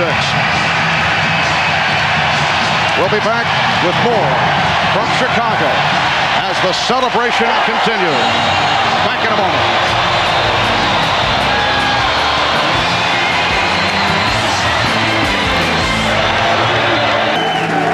We said we're going to eat these guys for lunch, not treat. Whoops. Dwarf King, when you need a world of purchase power, it's time to go for the gold.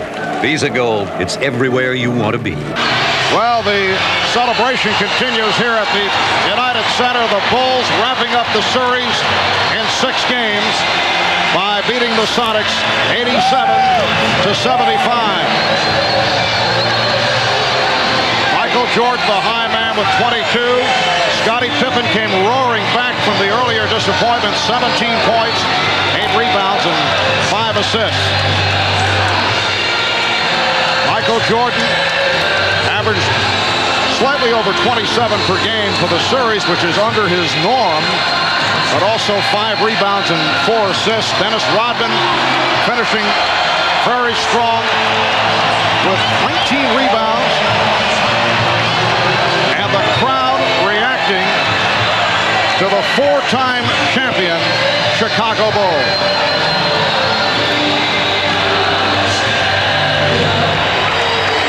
We'll be back with more in a moment. But first, these messages from your local station.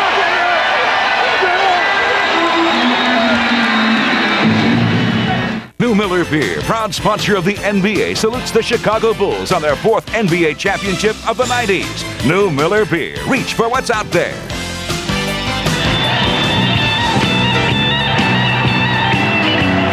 Ladies and gentlemen, please direct your attention to center court for the presentation of the Larry O'Brien NBA Championship Trophy. Here's NBC's Bob Costas. For the 4th time in 6 years, the Chicago Bulls are world champions. We'll hear from most of the players momentarily, but surrounding me here, Commissioner David Stern will make the presentation. The owner, Jerry Reinsdorf. We'll hear from Phil Jackson momentarily. There he is, towering above us. Jerry Krause, whose moves have been about as shrewd as anybody in sports over the last several years. Every player on this roster, save Michael Jordan, acquired by this man. And for the presentation of the trophy, the commissioner, David Stern. Your 72 wins, an NBA record, and this championship placed the Chicago Bulls among the storied teams in NBA and sports history.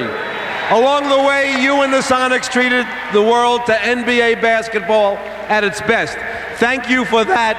Congratulations to the fans of Chicago, the organization, and the four-time NBA champion Chicago Bulls.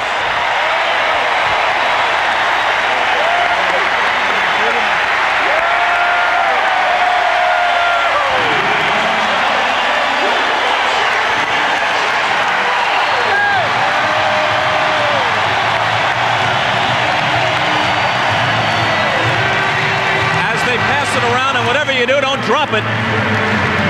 Jerry Reinsdorf, I know it's hard to separate one from another, but this one certainly was different. This was different. This was a fairy tale year.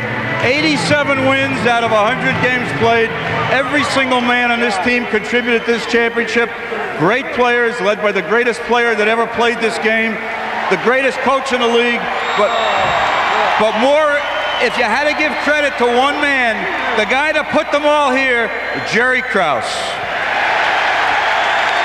Jerry, I heard you say on one occasion that had Michael remained, the 93 team might have been the best of all, but this one will do. This is a great, great group, and this win today was so great because everybody contributed. There wasn't a guy on this roster that didn't contribute today. I'm so proud of them. Jerry, congratulations. And now to Phil Jackson. After the two losses in Seattle, was there even a tinge of worry coming in tonight? We were never worried. We had these people to come home to, home crowd. That's right, home cooking. We knew we'd win it right here. You've been around the game a long time. You've played with a storied team in the Knicks of the early 70s. You've coached 4 world champions, but this season was different than any other in NBA history, and the expectations were very high. Nothing but a championship would have sufficed. You're right. The championship was placed on our heads the first day of camp. Dennis Rodman, in addition to our basketball club, we've had a wonderful time doing it. It's been a joyful ride. The atmosphere in this building speaks for itself. We don't want to put a damper on it in any way, but this is a question that has to be asked. Do you expect to be back here as you go for 2 in a row and 5 overall next year? They want me back. If the management wants me back, I'll come back. But it's got to be right. It'll be right. And now let's go to Ahmad Rashad, who's with Michael Jordan. All right, thanks, Bob. Michael, I know that the first one was sweet, but how much sweeter was this one? Well, you know, I can't even put it in words. My Father's Day, what it means to me. I know he's watching. To my wife, and to my kids, to my mother, my brothers and sisters. This is for Daddy. I'm very happy for him. Now, you had said, Michael, that of all the accomplishments that you've made, that this may be the accomplishment. Why? Well, this goes right up there to having my kids. My kids are the most important things to me, my wife, my family. But next to them, this is going to mean a lot to me because of what it symbolizes, which is my father on Father's Day. It means a big deal to me. Now, you remember just a couple years ago that early flight to Indiana where it all started. Now, all of a sudden, it looks like this is a culmination. It's been a long road. You know, it started from scratch. You know, I had a lot of support from my teammates, from my family. I'm just happy for the city of Chicago. I'm sorry I was out for 18 months, but I'm happy I'm back to bring a championship back to Chicago. I know this is what you're pointing for, but as we look back at the baseball, we were talking the other day that you've almost forgotten about that. Seems like years ago.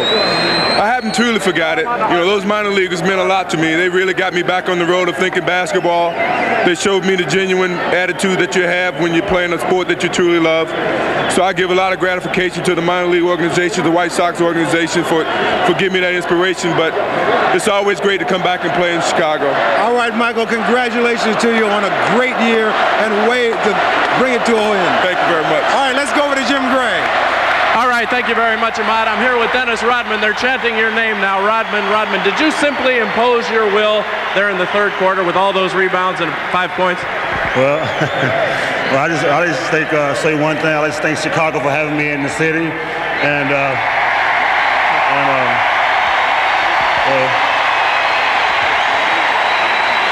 a lot of people never gave me any credit to be in this situation where I am today, but I proved them all wrong again. So Did you have some doubts? Did you think maybe, Dennis, this wouldn't work out as well as it has? No, I'm just happy to be here with somebody, with a city that likes to see someone work their ass off, and I just like to give back to the people. Everybody wants to know about next year. There's been some questions. Do you feel as though you're going to be back here next year? I don't know. It's just up to I promised the people one thing, and I think I did it tonight. Hopefully that's what they want. What did Michael Jordan and Scottie Pippen and the guys say to you after you guys lost in Game 5? They specifically had some words for you. What were they? No, the referees seem to have a tendency to pick on somebody that's totally different, but I say screw them.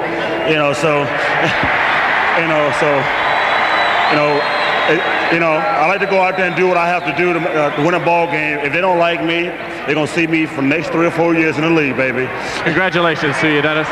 Your third championship. Let's go over to Marv Albert. All right, Jim, Dennis obviously confused. He thought it's the CNBC cable postgame show. So the Chicago Bulls, with a record-breaking 72 wins in the regular season, in the playoffs, they sweep Miami. They beat the Knicks in 5. They sweep Orlando, and they take the Sonics in 6 for their 4th championship the last 6 years. Back with Scottie Pippen in a moment.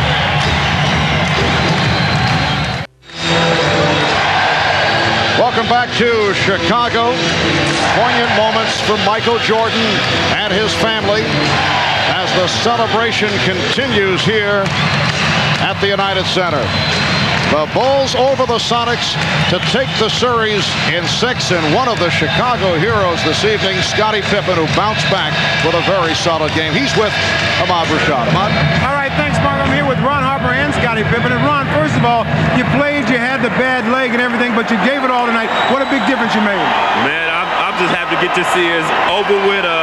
Me and my teammates came out tonight, and we knew the job that we had to do. And this goes out to all our fans and all our family in Chicago and all over the world. Hi to my son. Hi to everybody out there. And I love you, man. Carry your butt.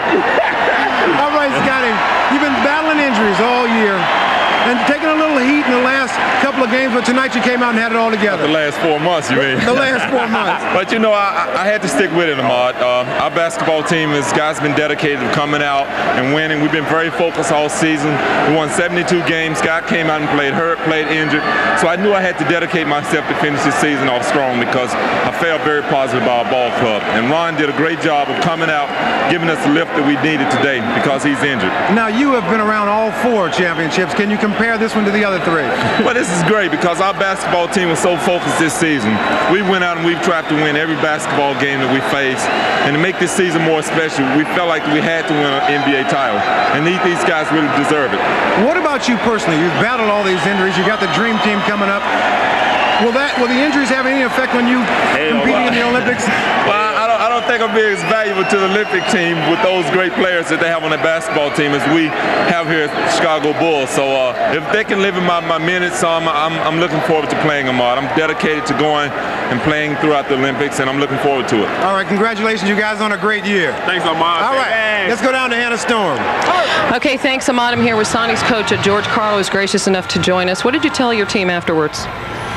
Well, there's seasons in basketball that you can be proud of, and there's a specialness to this year's team, and I think a lot of things that we've done. I think there's also a lot of pain in our locker room because we know we didn't give it our best shot in a couple games in this series, and we just never could play well on this court. Our team's heart was very big, and I think they showed a lot of pride. But we just didn't shoot the ball or pass the ball or rebound the ball well enough to beat Chicago on their own court. What was the difference here on their court? Was it their experience? I think energy and experience has come to mind right away. You know, it seems like since Game 3, the team that had the energy, that had the extra bounce, was winning the games. And we had it in Game 4 and 5, and they had it in Game 3. And tonight, I thought, you know, their bounce on the rebounding was unbelievable. But I also think the experience, you know, we got frustrated at times in this building and gave them minutes where we didn't play our best basketball. How will history treat the Chicago Bulls, who came into this series? A lot of people theorize they were one of the greatest teams ever. Did you destroy that theory by making it a series and making it difficult on them? They're a great basketball team, and I think, you know, that shows with 3 all-defensive players. You probably got the MVP in Michael Jordan. You got probably the best all-around player in Scottie Pippen. You got the best 6-man award in Tony Kukoc. You got a great coaching staff led by Phil Jackson. So I think they got to be in the top 3 or 4. But as I said to my team, I said we showed that we're close to them, and I think with an experience and the growth that can happen, this team will be back fighting for the championship again. Okay, George, thanks very much for joining us. Great effort by your team coming back from 3-0. Well, let's send it back out on the court. All right, thank you, Hannah. And Seattle with their first trip to the NBA Finals since they won the championship in 1979, a 64 regular season, 64-win regular season scenario for the Sonics in the playoffs. They beat Sacramento, swept Houston, beat Utah in a grueling 7-game set, and then came back against the Bulls but lost in 6.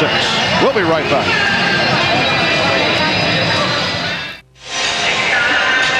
Well, for the Chicago Bulls, the composite record for the season, 87 wins and 13 losses, including the playoffs. Tonight, game number 100. There is symmetry in that as we conclude this NBA regular season.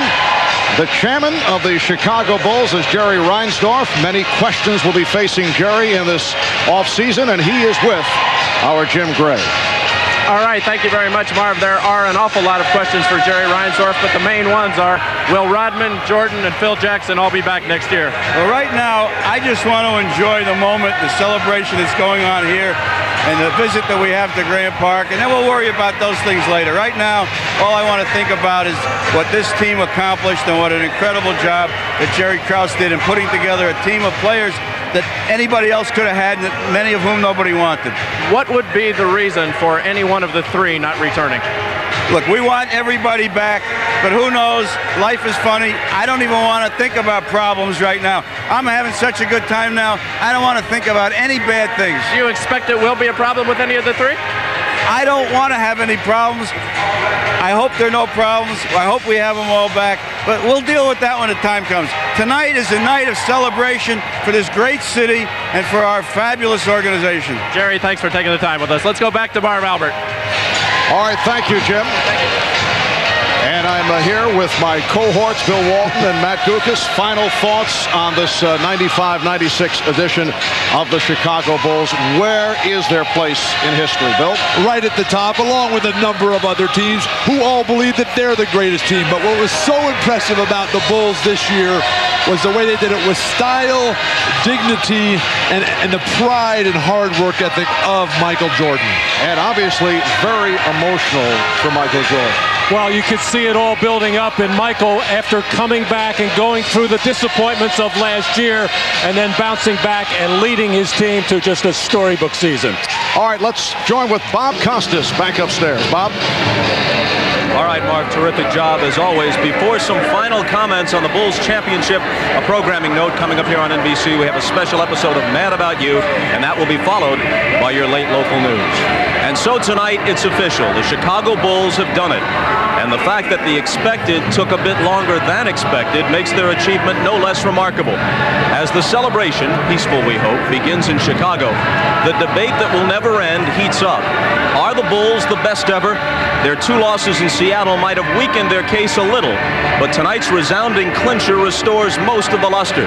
In terms of public perception, these Bulls probably will be regarded as the best because their undeniable undeniable greatness is combined with the marketing machine of the modern NBA. And because they were already America's basketball team due to their past successes and the presence of Michael Jordan. Does that mean the Bulls rank above Russell and Chamberlain's best, ahead of the Knicks and Bucks of the early 70s, the Lakers, Celtics, and Sixers of the 80s? Not necessarily, but their case is as strong as any of the teams on the short list of the league's best. In a way, it's a shame that through no fault of their own, the Bulls had no truly great opponent to test themselves against. The Sonics certainly impressed toward the end of this series, but the Bulls still had no equal or near equal to do for them what the Celtics and Lakers did for each other, to help define them as Frazier did for Ali. But you can only play what's out there, and the Bulls outdistanced their competition as no other team ever has. And while purists may have legitimate gripes about the modern NBA, they have no quarrel with these Bulls, because on the court, this is a team rooted in the game's timeless verities. Excellent defensively, poised and resourceful. Their offense designed by 72-year-old Tex Winter, employing principles he first laid out more than 40 years ago. Their head coach, a protege of Red Holzman, his basketball philosophy shaped by the selfless Knick teams of the 1970s. And most significantly, there is Michael Jordan. No one is hyped or marketed more than he. But at the same time, no one is more the genuine article than he. His artistry is breathtaking, but his competitiveness and commitment, his true regard for the game, are what bring the nods of respect and appreciation from those who've been around the NBA for decades. So take whatever side you wish in the greatest ever debate, but appreciate what you've seen tonight and all season long. A unique team has fulfilled its destiny, and the transcendent team sport athlete of our time has done what seemed impossible. This season has added to his legend. As our elders told us of having seen Ruth and DiMaggio, Joe Louis and Jesse Owens, we will someday tell our children and grandchildren that we were lucky enough to watch Michael Jordan and the Chicago Bulls. For all of us at NBC Sports, good night from Chicago.